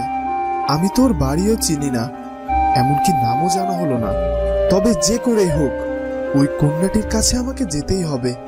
এদিকে আলো বারবার রাজকুমারের কথা ভাবতে থাকে। ওই রাজকুমারের কথা কেন বারবার আমার মনে পড়ছে? আমি তো এর আগে ওনাকে কখনো দেখিনি, তাহলে কেন কেন ওনাকে আমার এত চেনা লাগে? আর কেনই বা এত আপন লাগছে ওনাকে? মনে হচ্ছে ওনার সাথে আমার যুগ যুগের সম্পর্ক। না না, এইসব কি ভাবছি? উনি তো এ রাজ্যের রাজকুমার, আর আমি সাধারণ ঘরের এক কন্যা। ওনার সাথে কখনো আমার কোনো কিছুই থাকতে পারে না। এইসব আর ভাববো না, ঘুমিয়ে পড়তে হবে। অনেক রাত হয়েছে, কাল আবার সকাল সকাল উঠতে হবে। এই কথা বলে আলো ঘুমিয়ে পড়ে। আলো, আলো, আলো, তুমি কি ঘুমিয়ে পড়েছো? আলো, আলো, দেখো আমি এসেছি তোমার কাছে। তখনই আলোর ঘুম ভেঙে যায়, আর সে দেখতে পায় যে সত্যিই রাজকুমার তার সামনে দাঁড়িয়ে আছে। রাজকুমার, এত রাতে আপনি এখানে কেন এসেছেন? আর কি করে বা আপনি আমার বাড়ি চিনলেন? দেখো আলো, মনের মিল থাকলে ঠিকই তাকে খুঁজে বের করা যায়। কিন্তু আপনি রাজপুত্র, আমি সামান্য এক কন্যা। আমাদের এই সম্পর্ক যে কখনোই পূর্ণতা পাবে না। আলো, তুমি একদম চিন্তা করো না, দেখবে তোমার আমার মিলন হবেই। সত্যি বলছেন রাজপুত্র? হ্যাঁ আলো, এখন অনেক রাত হয়েছে, আমাকে যেতে হবে। এই বলে রাজপুত্র উধাও হয়ে যায়। এ কি রাজপুত্র? কোথায় কোথায় চলে গেলেন আপনি? রাজপুত্র, রাজপুত্র! তখনই আলো বুঝতে পারে যে সে আসলে স্বপ্ন দেখছিল। এ কি, আমি তো স্বপ্ন দেখছিলাম। তাহলে রাজপুত্র এখানে আসেনি? কিন্তু কাল রাজপুত্রকে দেখার পর থেকে আমি কিছুতেই নিজেকে সামলে রাখতে পারছি না। না না, যে করেই হোক আমাকে নিজেকে সামলে রাখতে হবে। নিজেকে দুর্বল করা যাবে না, কারণ আমি জানি ওই রাজপুত্রের সাথে কখনোই আমার মিলন হবে না। সকাল হয়ে যায়। ওদিকে সকাল সকাল আলোর মামি মোরলের বাড়িতে যায়। মোরল মশাই, মোরল মশাই, মোরল মশাই বাড়িতে আসেন নাকি? কে কে এত সাত সকালে এত ডাকাডাকি করছে?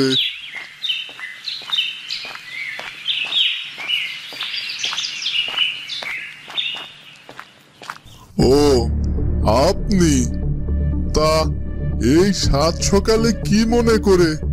কাল তো জাফর আমাকে যা নয় তাই বলে অপমান করে তাড়িয়ে দিয়েছে। তা আজ কি আপনি আমার কাটা ঘায়ে নুনের ছিটা দিতে এসেছেন? যান, চলে যান, আপনার সাথে আমার কোনো কথা নেই। মোরল মশাই, আমার কথাটা একটু শুনুন দয়া করে। না না, আমি কিছুতেই শুনতে চাই না। কালু, তুই দাঁড়িয়ে আছিস কেন? যা, উনাকে এখান থেকে চলে যেতে বল। হ্যাঁ হ্যাঁ, হুজুর আপনাকে চলে যেতে বলেছেন। চলুন, আমি আপনাকে এগিয়ে দিয়ে আসি। না, আমি কোথাও যাব না। আমি মোরল মশাইয়ের সাথে কথা না বলে কোথাও যাব না। মোরল মশাই, দয়া করে আমার একটা কথা শুনুন। হুজুর, উনি যেহেতু এত করে বলছে, তাহলে ওনার কথাটা একবার একটু শুনে নিন না। তুই বলছিস যখন, ঠিক আছে, বলুন কি বলতে আপনি এই সাত সকালে উঠে চলে এসেছেন? ওদিকে রাজপুত্র সকাল সকাল তৈরি হয়ে নেয়। তখনই সেখানে তোতা পাখি আসে। এ কি রাজপুত্র, তুমি এত সকাল সকাল কোথায় যাচ্ছ? আমি এক্ষুনি ওই জঙ্গলে যাব। ওই জঙ্গলে? কিন্তু কেন? আজও আবার শিকারে যাবে নাকি? না না, আজ আমি শিকারে যাব না। আজ আমি যাব ওই মেয়েটির খোঁজে। কাল সারা রাত আমি দু চোখের পাতা এক করতে পারিনি। বারবার শুধু ওই মেয়েটির মুখটা আমার চোখের সামনে ভেসে উঠেছে। তোতা বন্ধু, আমি তো ওই মেয়েকে ছাড়া এক মুহূর্তও থাকতে পারছি না। আমি বুঝতে পারছি তুমি ওই মেয়েকে তোমার মন দিয়ে দিয়েছো, কিন্তু তুমি ওই মেয়ের ঠিকানা জানো? না না বন্ধু, আমি ওর ঠিকানা জানি না। তবে এটা জানি যে ওই মেয়েটির জন্য যেমন আমি স্থির থাকতে পারছি না, তেমন ওই মেয়েটিও আমার জন্য স্থির থাকতে পারছে না। আর আমি এটাও জানি যে ও আমার কাছে ছুটে আসতে চাইছে। আমি জানি ওই জঙ্গলের আশেপাশেই আছে ওই কন্যার বাড়ি। আর এটাও বলছি আমি যে ও আজ আমার সাথে দেখা করতে ছুটে আসবে। ঠিক আছে, চলো তাহলে। এরপর তোতা আর রাজপুত্র সেই জঙ্গলের উদ্দেশ্যে রওনা দেয়। ওদিকে রাজা রাজসভায় সেনাপতির সাথে কথা বলছিল। সেনাপতি, ভাবছিলাম এবার রাজপুত্রকে সিংহাসনের দায়িত্বটা দিয়ে দেব। এ তো খুব ভালো কথা। আমাদের রাজপুত্র তো বীর যোদ্ধা, আর সে এখন এই রাজ্যের ভার নেয়ার উপযুক্ত হয়েছে। আর আপনারও তো বয়স হচ্ছে, এখন তো আপনারও বিশ্রামের প্রয়োজন। হ্যাঁ, ঠিকই বলেছেন। আমি চাইছি সোহিনীর সাথে রাজকুমারের বিয়েটা হয়ে গেলে তাকে আমি সিংহাসনে বসিয়ে দেব। আর ভাবছিলাম যে তুমি যেমন আমার দুঃখ কষ্টে বিপদে আপদে আমার সবসময় পাশে থাকো, তেমন একটা বিশ্বস্ত কাউকে যদি আমার সূর্যের পাশাপাশি রেখে যেতে পারতাম, তাহলে একটু নিশ্চিত হতে পারতাম। তা সেনাপতি, তোমার তো একটা পুত্র আছে, সে কোথায়? তাকে তো দেখি না। মহারাজ, আমার পুত্র রাকেশ তো অস্ত্রবিদ্যা প্রশিক্ষণের জন্য পাশের রাজ্যে আছে। অবশ্য দু একদিনের মধ্যে সে ফিরে আসবে। আর আমার পুত্র যুদ্ধবিদ্যায় বেশ পারদর্শী। বাহ, এ তো খুবই ভালো কথা। তাহলে তো সে সব সময় আমার পুত্রের সাথেই থাকতে পারবে। জি মহারাজ, আপনার যেমনটা ইচ্ছে। বলছিলাম মহারাজ, আজ আমার শরীরটা ভালো লাগছে না। আমি একটু আমার বাড়িতে গিয়ে বিশ্রাম নিতে চাই। কি বলছেন কি? আপনার শরীর খারাপ? ঠিক আছে, যান, তাহলে আজ আপনি বিশ্রাম করুন। এরপর সেনাপতি চলে যায়। ওদিকে আলোর মামি মোরলের সাথে আলোর বিয়ে দেওয়ার জন্য মোরলকে বিভিন্নভাবে বোঝাতে থাকে। আমি এতক্ষণে আপনাকে যা বলেছি আপনি বুঝতে পেরেছেন তো? আমি যে কোনো মূল্যেই হোক ওই আলোর সাথে আপনার বিয়েটা দেবই। তা বুঝলাম, কিন্তু আপনার স্বামী জাফর, সে তো বিয়েটাকে মেনে নেবেই না। ও মেনে নিতে বাধ্য, আমি ওকে বাধ্য করবই। আর তাতেও যদি না হয়, তাহলে আমি নিজে ওই মেয়েকে আপনার বাড়িতে দিয়ে যাব। শুধুমাত্র আপনি আমার বিষয়টা একটু দেখবেন, এই আর কি। তাহলে তো আর কোনো কথাই নেই। আর এসব নিয়ে আপনি ভাববেন না। কালু, এ কালু, কালু। জি হুজুর। যা তো, দেখ আমার বিছানার উপরে কিছু টাকা রয়েছে, ওগুলো একটু নিয়ে আয় তো। আপনি আবার এ সময় টাকা নিয়ে কি করবেন? আহ কালু, তুই বড্ড বেশি কথা বলিস। তোকে যা বললাম তুই আগে সেটা কর তো। আজ্ঞে হুজুর। এই বলে কালু মোরলের ঘর থেকে সেই টাকাগুলো নিয়ে বাইরে বেরিয়ে আসে। এই নিন হুজুর। গাধা, আমাকে নয়, ওনাকে দে। এরপর কালু আলোর মামিকে সেই টাকাগুলো দিয়ে দেয়। এত টাকা?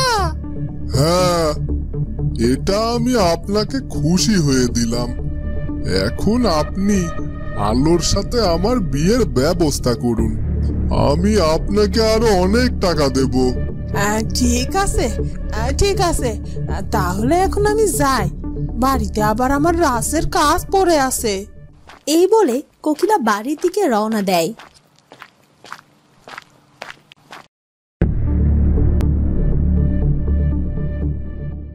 ওদিকে রাজপুত্র সেই জঙ্গলে গিয়ে আলোর জন্য অপেক্ষা করতে থাকে। রাজপুত্র, সেই কখন থেকে তুমি অপেক্ষা করেই যাচ্ছ, কিন্তু কই সেই মেয়েটি তো তোমার সাথে দেখা করতে এলো না। আমি জানি, আর আমার মন বলছে সে আমার সাথে দেখা করতে আসবে, আর তার জন্য দরকার হলে আমি সারাটা দিন এই জঙ্গলে অপেক্ষা করব, আর আমার মন বলছে সে আমার কাছে আসবেই। এরপর বেশ কিছুক্ষণ ধরে রাজকুমার আর তোতা আলোর জন্য অপেক্ষা করতে থাকে, কিন্তু তখনও আলো রাজপুত্রের সাথে দেখা করতে আসে না। কন্যা, আমি জানি তুমি মনে মনে আমার কথা ভাবছো, আর আমি জানি তুমি জানো যে আমি তোমার জন্য অপেক্ষা করছি। কন্যা, এসো কন্যা, দয়া করে আমার কাছে এসো, আমি যে তোমার জন্য অপেক্ষা করছি। মনে হচ্ছে আমাকে সে ডাকছে। এখন আমি কি করব? আমি যে কিছুতেই তার ডাক উপেক্ষা করতে পারছি না। এক্ষুনি আমাকে যেতে হবে। এই বলে আলো রওনা দিতে যায়, আর তখনই শিলা আলোর সামনে এসে দাঁড়ায়। এ কি, তুই কোথায় যাচ্ছিস?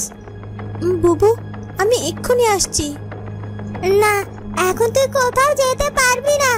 মা আমাকে বলে গেছে তুই যেন সব কাজ ঠিক মতো করে নিস। বুবু, তুমি একদম চিন্তা করো না, আমি এক্ষুনি চলে আসব আর ফিরে এসে সব কাজ করে দেব। না না, কি ভেবেছিস তুই? আমি বুঝি না, তুই কাজে ফাঁকি দেওয়ার বাহানা করছিস। আমি তোকে কোথাও যেতে দেব না। কি, এখন কি করব আমি? বুবু তো কিছুতেই আমার কথা শুনছে না। কি করব? বুবু, ঠিক আছে, আমি কোথাও যাচ্ছি না, তবে রান্নাঘরে তো একটু যেতে দাও। আমি রান্নাঘরে তোমার জন্য কিছু মিষ্টি রেখেছিলাম, ওগুলো এনে দেই। কি মিষ্টি?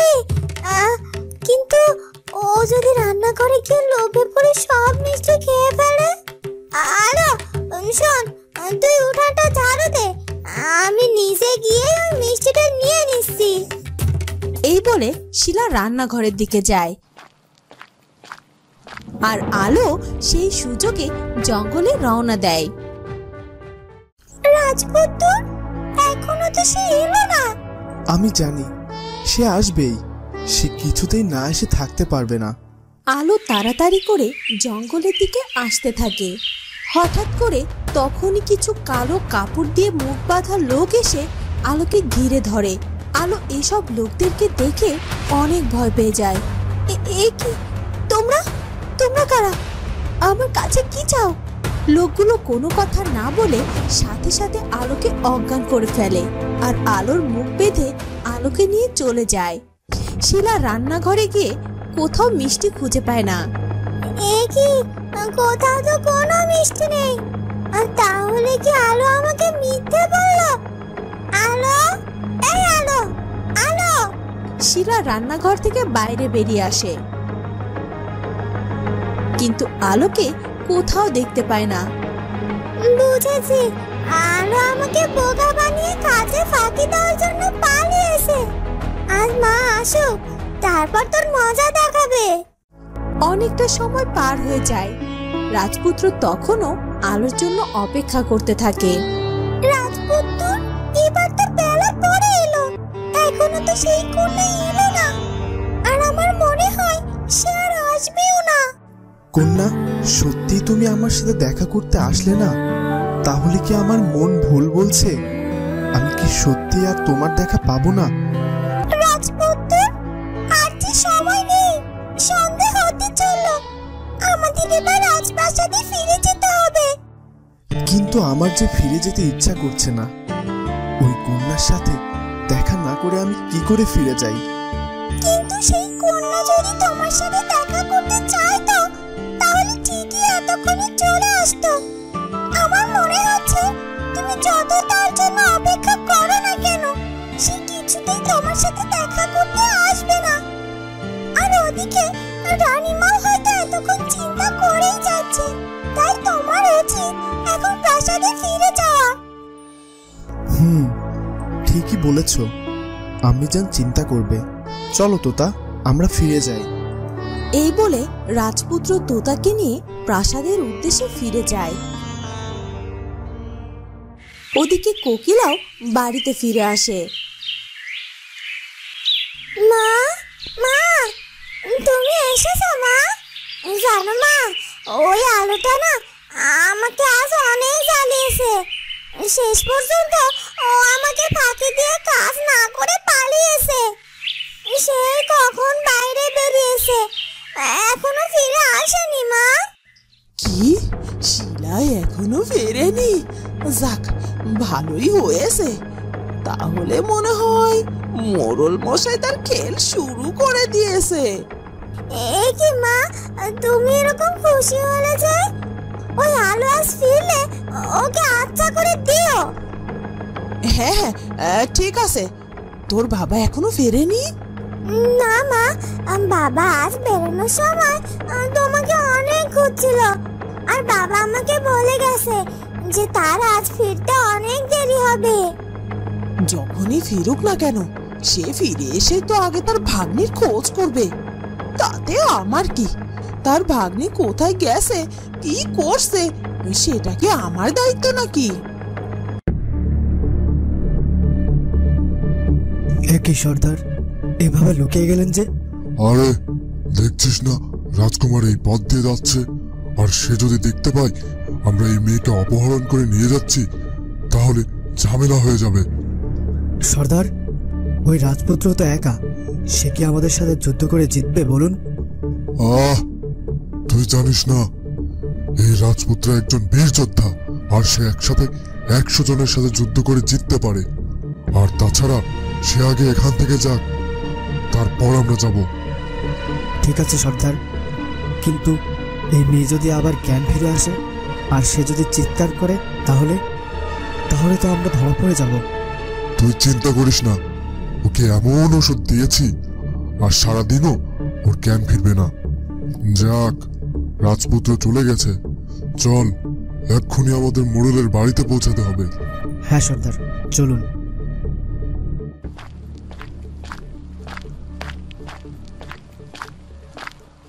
ওদিকে মোড়ল তার উঠানে পায়চারি করতে থাকে। এ কি হুজুর, আপনি এত ঘন ঘন পায়চারি করছেন যে? তা কি নিয়ে এত ভাবছেন? না না, সেরকম কিছুই না, এমনিতেই। তুই এখন যা, আমাকে একটু একা থাকতে দে। এটা কি হলো হুজুর? মনে হচ্ছে কিছু লুকাচ্ছে, কিন্তু কি ব্যাপারটা তো আমার ভালো লাগছে না। না না, কিছু তো একটা গন্ডগোল আছেই। কিরে কালু, এখান থেকে যেতে বললাম তোকে, তাও তুই এখানে দাঁড়িয়ে আছিস। বলি, আমার কথা কি তোর কানে যাচ্ছে না? মাফ করবেন হুজুর, আমি এক্ষুনি চলে যাচ্ছি। এ কি, ওরা এখনো আলোকে নিয়ে ফিরছে না? তাহলে কি ওরা আলোকে ধরতে পারেনি? না না, যাদেরকে আমি পাঠিয়েছি তারা তো ব্যর্থ হওয়ার মতো লোকই না। হয়তো কোনো কারণে ওদের আসতে দেরি হচ্ছে।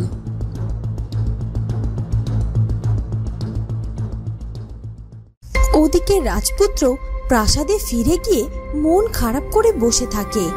আর তখনই রানীও রাজপুত্রের কাছে আসে। বাবা সূর্য, আমি কিছুদিন ধরে লক্ষ্য করছি যে তুমি সব সময় কিছু একটা নিয়ে চিন্তিত আছো। না না আম্মিজান, সেরকম কিছুই না, এমনিতেই। আমার কিছুই হয়নি। সূর্য, আমি তোমার মা, আমি জানি তুমি কিছু একটা বিষয় নিয়ে খুব চিন্তিত আছো। বলো বাবা, আমাকে সব খুলে বলো। আম্মিজান, একটা মেয়ে আমার রাতের ঘুম কেড়ে নিয়েছে। জানি না সেই মেয়ের সাথে আমার কিসের এত টান। আমার মনে হচ্ছে তাকে যদি আমি না পাই তাহলে আমি হয়তো মারাই যাব। আমি যে কোনো মূল্যেই ওই মেয়েকে আমার চাই মা। সূর্য, এসব তুমি কি বলছো বাবা? না না, এটা কখনোই হতে পারে না। তোমার বাবা নিজে সোহিনীর সাথে তোমার বিবাহ ঠিক করেছে, আর আর তুমি কি না অন্য মেয়ের কথা বলছো? আম্মিজান, আমি জানি কেউ না বুঝুক, আপনি অন্তত ব্যাপারটা বুঝবেন। আমি যে কোনো মূল্যে হোক ওই অচেনা কন্যাকে চাই, না হলে আমার জীবন বৃথা। না না পুত্র, এটা কিছুতেই হতে পারে না। তোমার পিতা কখনোই এটা মেনে নেবে না। রানী আর সূর্যের সব কথা সোহিনী আড়াল থেকে শুনে ফেলে। কি, রাজকুমারের এত দিমাগ? সে আমাকে প্রত্যাখ্যান করে? কে কে সেই মেয়ে? সে কি আমার থেকেও অনেক বেশি সুন্দরী? রাজকুমার আমাকে ফেলে তাকে এত ভালোবাসে? কোন রাজ্যের রাজকন্যা সে? আমাকে জানতেই হবে। আর রাজকুমার, আপনি যাই করুন না কেন, আমি যেহেতু আপনাকে পছন্দ করেছি, সেহেতু কেউ আপনাকে আমার কাছ থেকে কেড়ে নিতে পারবে না। আর এই রাজ্যের রাজবধূ আমিই হব, আর অন্য কেউই নয়।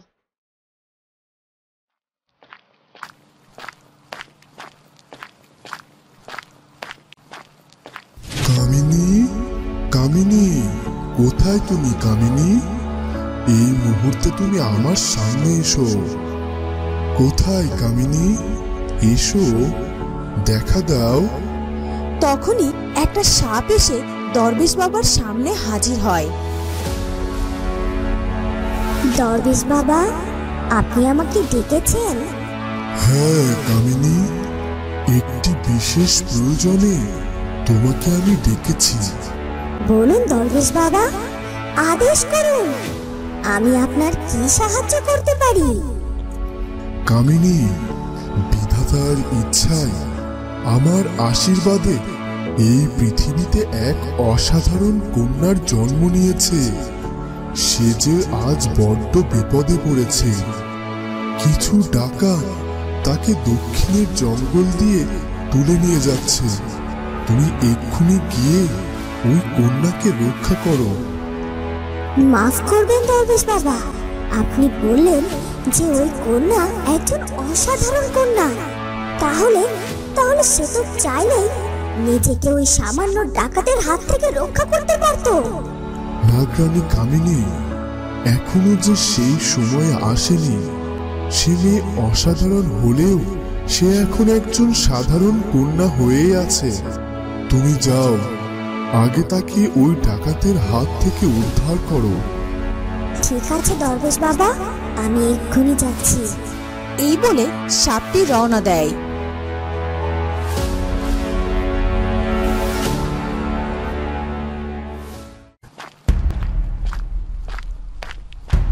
এ কি রাকেশ, বাবা তুমি ফিরে এসেছো?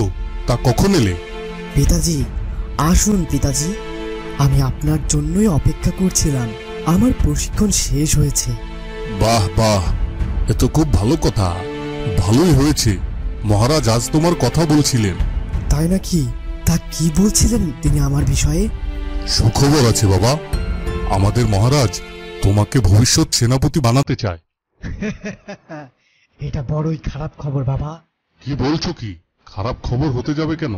আমাকে রাস্তা থেকে তুলে এনে এই রাজ্যের সেনাপতি বানিয়েছে তিনি।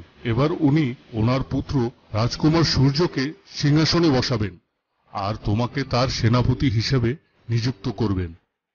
না না আব্বা হুজুর, আমি ওই সূর্যের সেনাপতি হব না, আমি হব এই রাজ্যের রাজা। কি রাজা? এসব কি বলছো কি পুত্র তুমি? হ্যাঁ পিতাজি, আমি ঠিকই বলছি। সারাটা জীবন ধরে আপনি শুধুমাত্র মহারাজের গোলামিই করে গিয়েছেন, কিন্তু আমি সেটা কখনোই করব না। এই গোটা রাজ্যটাকে আমি আমার হাতের মুঠোয় চাই।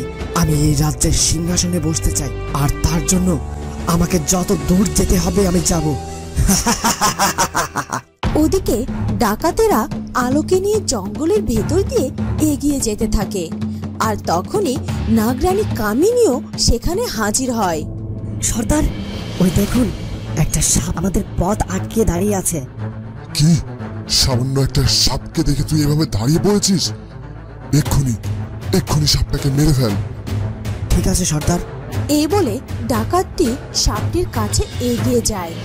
এ কি, তোদের দেখছি অনেক সাহস। তোরা আমাকে দেখেও ভয় পাচ্ছিস না, উল্টে আমাকে মারার জন্য এগিয়ে আসছিস। এই সাপটা দেখি কথা বলতে পারে। ভালো, খুব ভালো। তা তোর মতো একটা সামান্য সাপকে দেখে ভয় পাবো আমরা? তুই কি জানিস আমাদের এক তলোয়ারের আঘাতেই তোকে 2 টুকরো করে ফেলতে পারি? বাহ, তাই নাকি? তা ভালো তো। তাহলে আয়, আমাকে শেষ করে দেখা তো। যা, এই কথা বলার সাপটাকে এক্ষুনি মেরে ফেল। সেটা আর বলতে, এক্ষুনি যাচ্ছি সর্দার। এই বলে ডাকাতটি সাপটিকে উদ্দেশ্য করে তলোয়ার দিয়ে আঘাত করতে যায়, আর তখনই সেই সাপটি উধাও হয়ে যায়। আর কিছুক্ষণের মধ্যে সাপটি আবারও দৃশ্যমান হয়। আর এটা দেখে ডাকাত আর ডাকাত সর্দার অনেক ভয় পেয়ে যায়। সর্দার, এই সাপটা দেখে মনে হচ্ছে এ কোনো সাধারণ সাপ নয়। আরে না না, এ সব কিছু ওই সাপটার মায়া। ও তোকে ভয় দেখাতে যাচ্ছে। তুই ভয় পাস না, আবার ওকে আঘাত কর। দেখবি ওই সাপটা এবার ভয় পেয়ে পালিয়ে যাবে। হ্যাঁ হ্যাঁ সর্দার, ঠিক বলেছেন।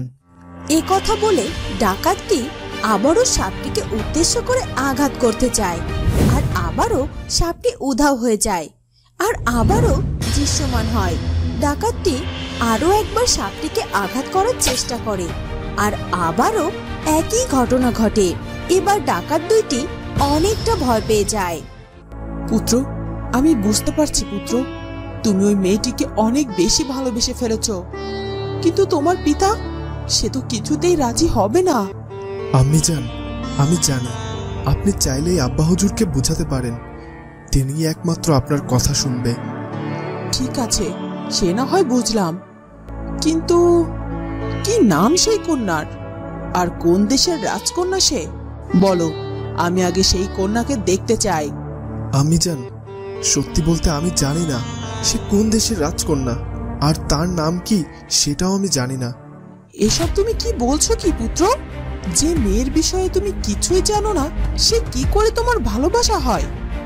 আর তাছাড়া তোমার আব্বা হুজুরকে আমি কিভাবে বুঝাবো বলো? আম্মি জান, আপনি আমাকে একটু সময় দিন, আমি ওই মেয়ের খোঁজ বের করে ওর ঠিকানা নিয়ে তারপর আপনাকে জানাবো। তখন আপনি আব্বা হুজুরকে জানাবেন। ঠিক আছে সূর্য, আগে তুমি ওই মেয়ের খোঁজ নাও, তারপর আমি তোমার আব্বা হুজুরের সাথে কথা বলবো। তবে সব সময় তুমি এরকম মন খারাপ করে থেকো না। তোমার মন খারাপ দেখলে যে আমার খুব কষ্ট হয় বাবা। ঠিক আছে বাবা, খাবার ঘরে এসো, আমি তোমার জন্য খাবার প্রস্তুত করছি। ঠিক আছে আম্মি জান। রাজপুত্র, তুমি তো রানীমাকে বললে যে ওই কন্যার খোঁজ এনে দেবে, কিন্তু ওই মেয়ের দেখাই তো তুমি পেলে না। তাহলে রানীমাকে কি করে সেই মেয়ের খোঁজ এনে দেবে তুমি? তোতা, যে করেই হোক আমি ওই কন্যাকে খুঁজে বের করবই, আর আমি জানি কোথায় গেলে আমি তাকে খুঁজে পাবো। কিন্তু রাজপুত্র, ওই কন্যা তো তোমাকে দেখলে কেমন পালিয়ে পালিয়ে যায়, সে তো তোমার কাছে ধরা নাও দিতে পারে। আমি প্রয়োজনে ছদ্মবেশ নিয়ে নিজের পরিচয় গোপন করে ওই কন্যাকে খুঁজে বেড়াবো, রাজ্যের প্রান্তে প্রান্তে, পথে ঘাটে, নদীতে, জঙ্গলে, সব জায়গায় খুঁজবো। আর আমার মন বলছে আমি তাকে খুঁজে পাবোই, আর ওকে যে আমাকে খুঁজে পেতেই হবে। না না, এবার যে আমার খুব সন্দেহ হচ্ছে। এতটা সময় তো ওদের লাগার কথাই নয়। তবে কি ওরা আমার কথা মতো কাজ করেনি? না না, এটা যদি করে তাহলে আমি ওদের কিছুতেই ছেড়ে দেব না।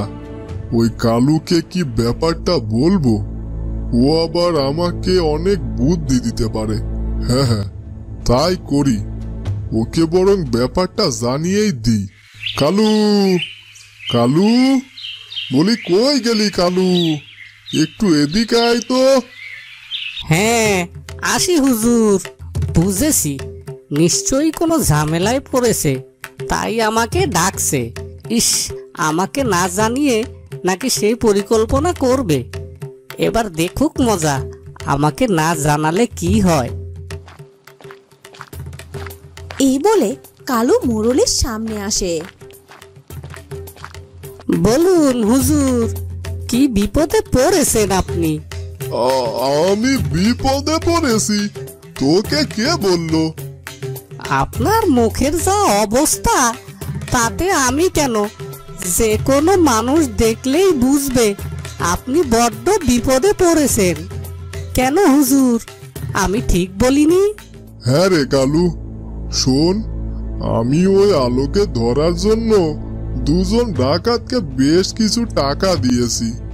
আরো অনেক আগে ওদের আমার বাড়িতে পৌঁছে যাওয়ার কথা, কিন্তু সন্ধে হতে চললো, এখনো তো ওরা এলো না। বুঝেছি হুজুর, আমার মনে হয় ওরা আপনার টাকাগুলোকে মেরে পালানোর চিন্তা করছে। চলুন হুজুর, আমরাও একটু এগিয়ে গিয়ে দেখি, না হলে যে আমও যাবে সালাও যাবে। হ্যাঁ রে, চল চল। এরপর মোরুল আর কালু রওনা দেয়।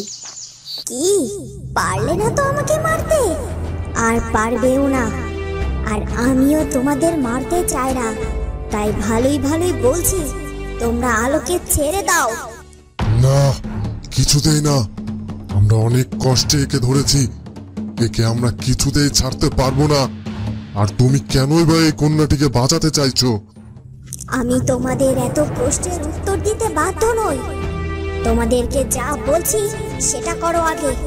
এক্ষুনি এক্ষুনি আলোকে ছেড়ে দিয়ে এখান থেকে চলে যাও। সর্দার, এই সাপটা আমাদের ভয় দেখাতে যাচ্ছে। চলুন আমরা এক্ষুনি এখান থেকে অন্য পথ দিয়ে চলে যাই। হ্যাঁ হ্যাঁ, তাই চল। ওদিকে মোড়ল মশাই আমাদের জন্য অপেক্ষা করছে। এ কথা বলে ডাকাত দুইটি অন্য পথ দিয়ে চলে যেতে থাকে। কি ভেবেছিস তোরা, অন্য পথে গেলে কি তোরা আমার হাত থেকে বেঁচে যাবি? না, কিছুতেই না। এ কথা বলে সাপটি অন্য পথ দিয়ে আবারও সেই ডাকাতদের সামনে আসে। এ কি, এই সাপটি মনে হচ্ছে আমাদের পিছু ছাড়বে না রে। সর্দার, কি করবো তাহলে? তোদেরকে কিছুই করতে হবে না, যা করার আমিই করছি। এই বলে সাপটি তার বিষাক্ত নিঃশ্বাস প্রয়োগ করে, আর ডাকাত দুইটি সেই বিষাক্ত নিঃশ্বাসের প্রভাবে জ্ঞান হারিয়ে ফেলে, আর আলো মাটিতে পড়ে যায়।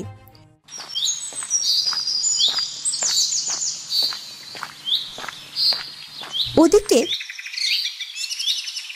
আলোর মামাও বাড়িতে ফিরে আসে। বাড়িতে ফিরে সে সবাইকে দেখতে পায়, কিন্তু আলোকে দেখতে পায় না। এ কি, সবাইকে দেখতে পাচ্ছি, কিন্তু আলোকে তো কোথাও দেখতে পাচ্ছি না। কোথায় গেছে আমার আলো? তখনই শিলা এগিয়ে আসে জাফরের কাছে। বাবা, জানো বাবা, তোমার আলো কি করেছে? কি করেছে আমার আলো? বল আমাকে। এ কি, এই বোকা মেয়ে আবার কেন আগ বাড়িয়ে কথা বলতে গেল? জানি না কি থেকে কি বলে বসবে। ওর বাবার সামনে তো আমি ওকে থামাতেও পারবো না। বাবা, জানো সারা দিন মা আলোকে দিয়ে অনেক কাজ করায়, আর আলো সে কাজ কিছুতেই করতে চায় না। আর তাই কাজে ফাঁকি দেওয়ার জন্য সে সকাল বেলা বাড়ি থেকে বেরিয়েছে, আর ফিরে আসেনি বাবা। এই রে, যে ভয়টাই পাচ্ছিলাম সেই কাজটাই মেয়েটা করলো। ওকে যে আমি কি করব? কি, তোর মা আলোকে দিয়ে সব সময় কাজ করায়? বুঝেছি, মেয়েটার মনে হয় মন খারাপ করে কোথাও গিয়ে বসে আছে।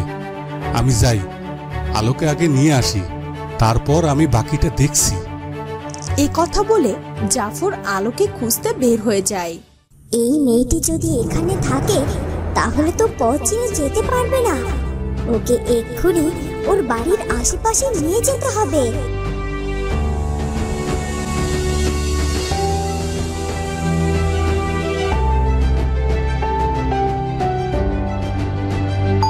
আর জাদু করে আলোর জ্ঞান ফিরিয়ে আনে, আর সাপটি সেখান থেকে চলে যায়। এই কি, আমি এখানে কি করে এলাম? আর আমাকে তো ডাকাতে ধরে নিয়ে যাচ্ছিল। তাহলে আমাকে বাঁচালো কে? এদিকে সন্ধ্যা হয়ে গেছে, মামা হয়তো ফিরে এসেছে, চিন্তা করবে আমাকে না পেলে। যাই, বাড়িতে ফিরতে হবে। এই বলে আলো বাড়ির দিকে রওনা দেয়। এ কি মা আলো, কোথায় গিয়েছিলি মা? না না, মামাকে এসব কিছুই বলা যাবে না, তাহলে সে অনেক চিন্তা করবে। মামা, এমনিতেই আমি একটু ঘুরে বেড়াচ্ছিলাম। ঠিক আছে মা, চল। আমি আরো তোর মামিকে ভুল বুঝছিলাম। না না মামা, মামির কোনো দোষ নেই।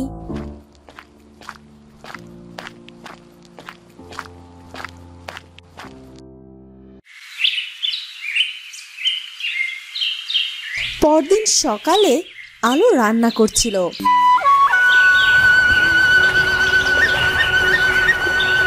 হঠাৎ করে সে একটি বাঁশির সুর শুনতে পায়। এ কি, এত মিষ্টি সুরে কে বাঁশি বাজাচ্ছে? এই বাঁশির সুর যে আমাকে ব্যাকুল করে তুলছে, বারবার আমাকে কাছে টানছে। না না, আর পারছি না নিজেকে স্থির করতে। এক্ষুনি এক্ষুনি আমাকে যেতে হবে। এই বলে আলো তার সব রান্না বান্না ফেলে রেখে সেই বাঁশির সুর অনুসরণ করে এগিয়ে যেতে থাকে। তো বন্ধুরা, কার বাঁশির সুরে আলো পাগলের মতো ছুটে যেতে বাধ্য হয়েছে সেটা জানবো আমরা কুচবরণ কন্যার পরবর্তী পর্বে। আর আজকের ভিডিওটি ভালো লাগলে অবশ্যই সাবস্ক্রাইব করে বেল আইকনটি বাজিয়ে দিও। দেখা হবে পরের ভিডিওতে। ধন্যবাদ। ওদিকে রাজকন্যা সোহিনী রাজকুমারের কক্ষে আসে, কিন্তু সেখানে সে রাজকুমারকে দেখতে পায় না। এ কি, এই সাত সকালে সূর্য কোথায় গেল? দেখি তো, ওদিকটাতে আছে নাকি? সূর্য, সূর্য, সূর্য কোথায় আপনি? সূর্য। তখনই রানীও সূর্যের কক্ষে আসে। এ কি সোহিনী, কি হয়েছে মা? আমি জান, আমি আপনাদের রাজ্যে আসার পর একবারের জন্য এই রাজ্যটাকে ঘুরে দেখিনি, তাই আজ খুব ইচ্ছে হলো যে সূর্যের সাথে একটু রাজ্য ভ্রমণে বের হব। কিন্তু কিন্তু এখানে এসে দেখি রাজকুমার সূর্য তার কক্ষেই নেই। এই রে, কুমার তো ওই মেয়েটির খোঁজে বেরিয়েছে, আর রাজকন্যা সোহিনীকে সেটা বলা যাবে না। আসলে সোহিনী, আমি আমার একটা দরকারের জন্য সূর্যকে একটু বাইরে পাঠিয়েছি, তবে তুমি চিন্তা করো না, ও এক্ষুনি চলে আসবে। ঠিক আছে আমি জান, তবে আজকাল রাজকুমার সূর্যকে কেমন যেন উদাসীন মনে হয়। তখনই রাজাও সেখানে চলে আসে। দেখলি তো কালু, আমার কতগুলো টাকা নিয়ে ওই ডাকাত দুটি কেমন পালিয়ে গেল।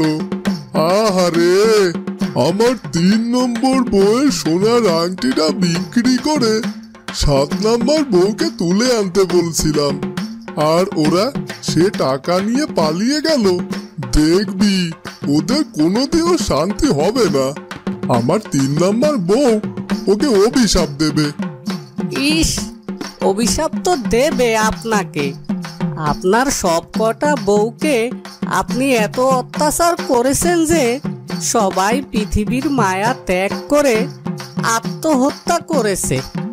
জানি না এই আলোটাকে বিয়ে করলে তার কপালে কি হবে। কিরে কালু, চুপ করে আসিস যে, কিছু বলছিস না যে? ওই ডাকাত দুইটির খোঁজ পাওয়ার কি কোনো উপায় নেই? হুজুর, কাল আমরা দুজনেই ওই জঙ্গলে ঘুরে তো ওদেরকে কোথাও পেলাম না। মনে হয় ওরা অন্য রাজ্যে পালিয়ে গেছে। তাই হবে হয়তো।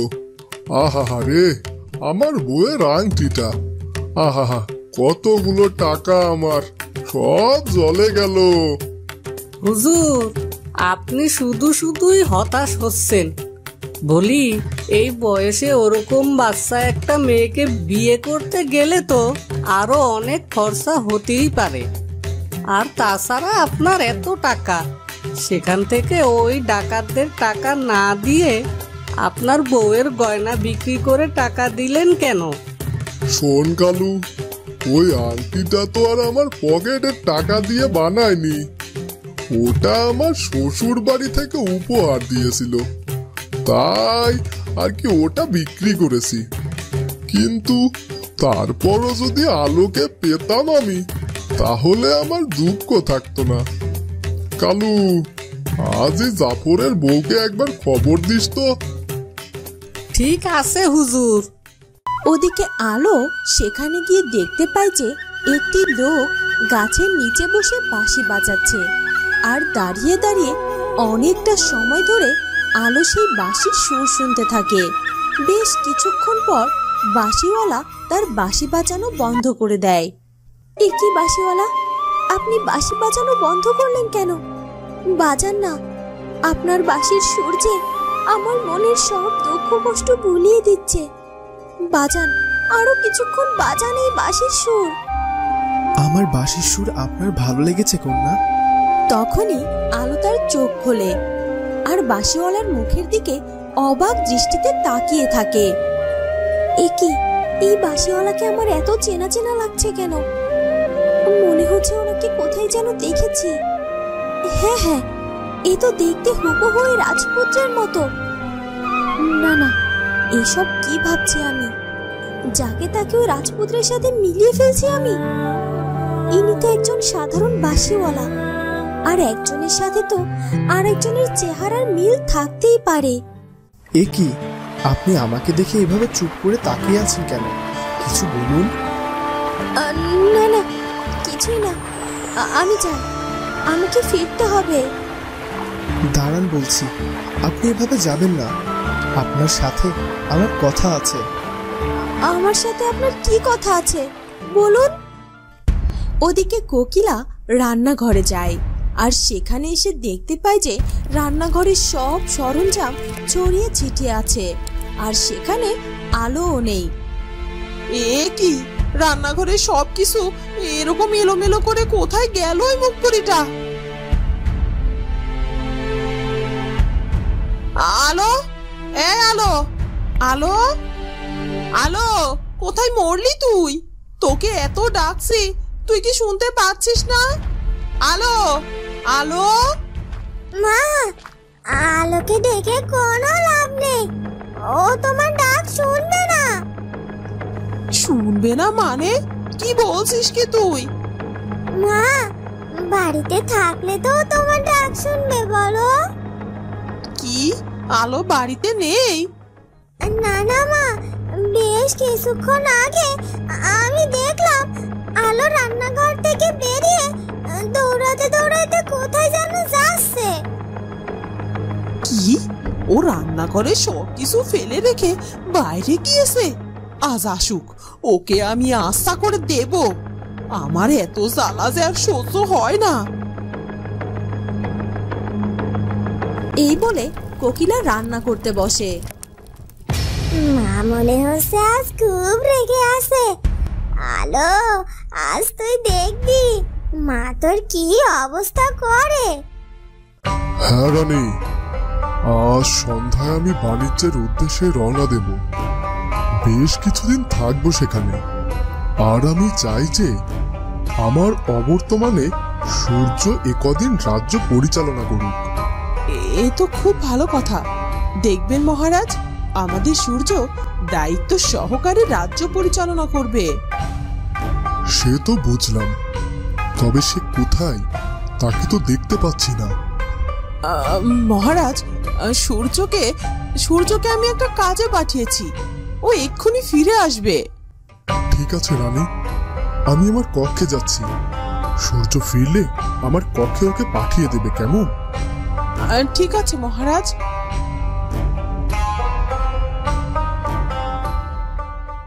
সোহিনী, আমি যাই মা, ওদিকে আমার অনেক কাজ পড়ে আছে। দাসীরা সব কাজ ঠিক মতো করছে কিনা সেটাও দেখতে হবে। যাই বরং। ঠিক আছে, আমি যান।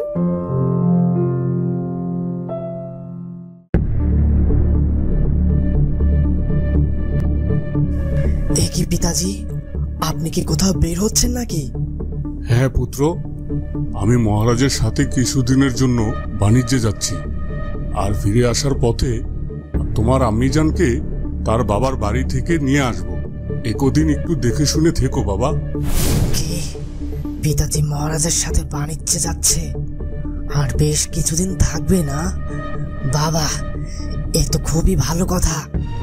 রাজা না থাকলে রাজকুমার তো একা হয়ে যাবে। এই সুযোগে আমি রাজকুমার সূর্যকে চিরদিনের মতো শেষ করে দেব। আর মহারাজের অনুপস্থিতিতে আমি এই রাজ্যের সিংহাসনে বসবো। আর তারপর বাণিজ্য থেকে ফিরে এসে সে কিছুই করতে পারবে না। হা হা হা হা হা হা। এ কি বাবা রাকেশ, কি ভাবছো? না না পিতাজি, সেরকম কিছুই না। আপনি নিশ্চিন্তে যান, আমার কোনো অসুবিধা হবে না। ঠিক আছে বাবা, তাহলে আমি যাই।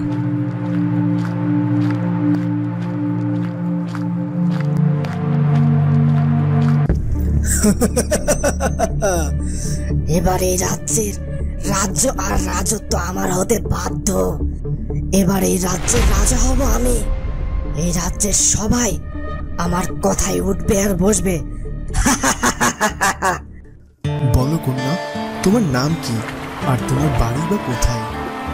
আমার নাম বা বাড়ির খবর জেনে আপনি কি করবেন? আমাকে দয়া করে যেতে দিন। যাবে কন্যা, যাবে। কন্যা, আসলে আমি তোমাকে অনেক ভালোবেসে ফেলেছি। তুমি আমাকে ছেড়ে যেও না। আমি তোমাকে বিবাহ করতে চাই। না না, এসব কি বলছেন কি আপনি? আমি আপনাকে চিনি না, জানি না, আর আপনি আমাকে এসব কথা বলছেন? আর আপনার মতি গতি আমার একদম সুবিধার মনে হচ্ছে না। আসলে আমারই ভুল হয়েছে আপনার বাঁশির সুরে এখানে ছুটে আসাটা। আমি তো তোমাকে ডাকিনি এখানে, তাহলে কেন এলে? আর এলেই যখন, তাহলে আমাকে ফেলে চলে যাচ্ছ কেন? আপনার ওই পোড়া বাঁশির সুর যে আমাকে ঘরে থাকতে দিল না। কখন যে নিজের অজান্তে ছুটে এসেছি সেটাও তো বুঝতে পারিনি।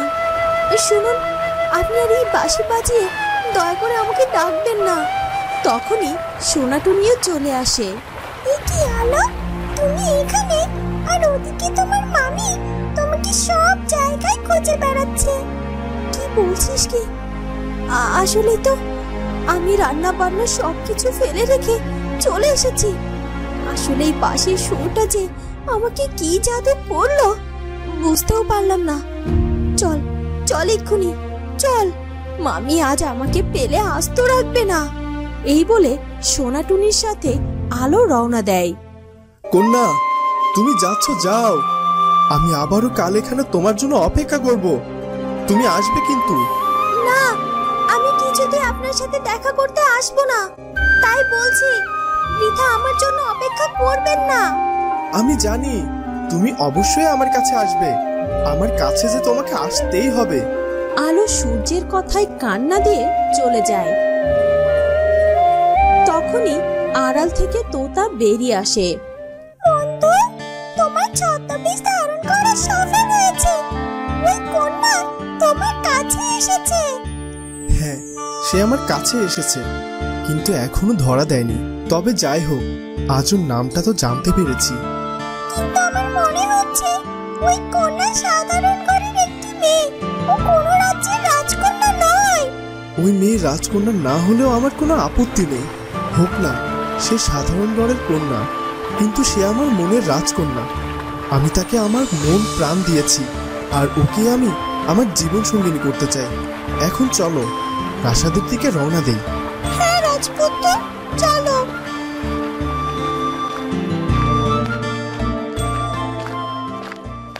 রানীমা, আমি জানি আপনি রাজকুমারকে কোনো কাজেই পাঠাননি। আর আমি এটাও জানি যে রাজকুমার নিশ্চয় ওই কন্যার কাছে গিয়েছে আর আমাকে প্রত্যাখ্যান করতে চাইছে। তবে আমিও রূপনগর রাজ্যের রাজকন্যা। কিছুতেই আমার এত বড় অপমান আমি সহ্য করব না। ওই অচেনা কন্যাকে আমি এই পৃথিবী থেকে সরিয়ে দেব। আর রাজকুমারকে চিরকালের জন্য আমার করে নেব।